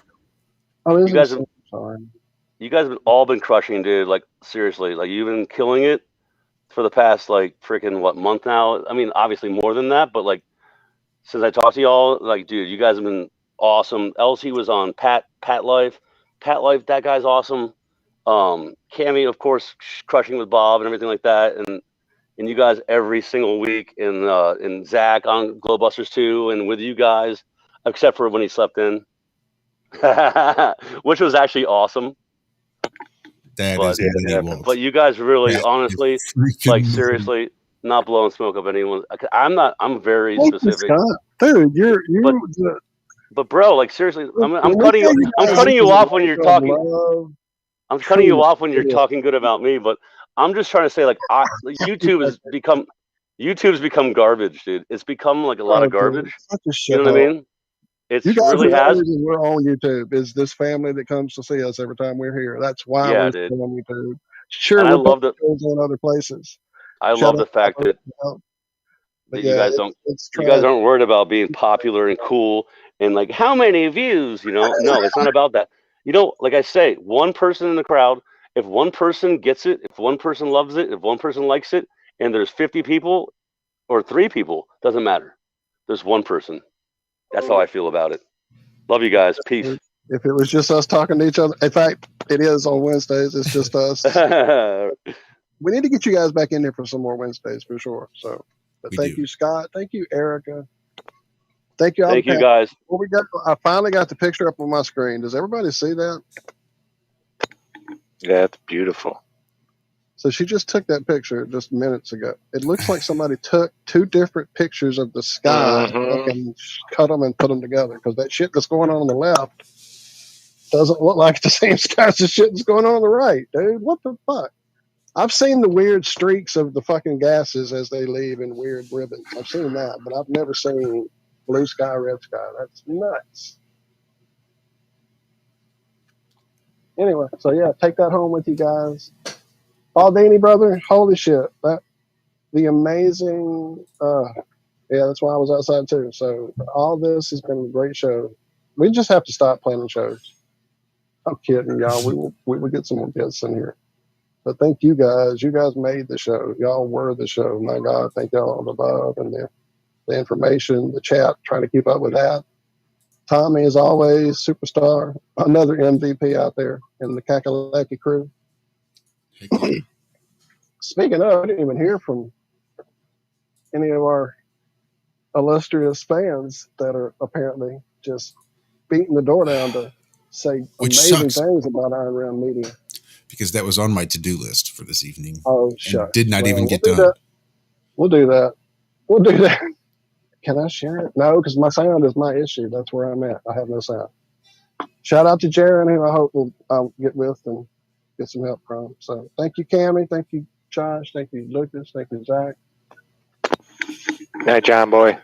Night, everybody. Good night, everybody. Thank you, Walt. I always wanted Paul to just be like, shut the fuck up already. Just once, but I'm going to beat the fuck out of the next person that opens their goddamn mouth. Every fucking night, I just want to go to sleep. You know what time I got to get up in the fucking morning, and you guys want to sit here all goddamn night just telling each other good night? Fuck, you're going to see each other in like 5 hours anyway. Sorry, that was my Josh rant. I loved it. Love y'all. Love you guys. We shall be right back here this time next week, hopefully. I guess we'll see. For another exciting episode of Have No Sphere.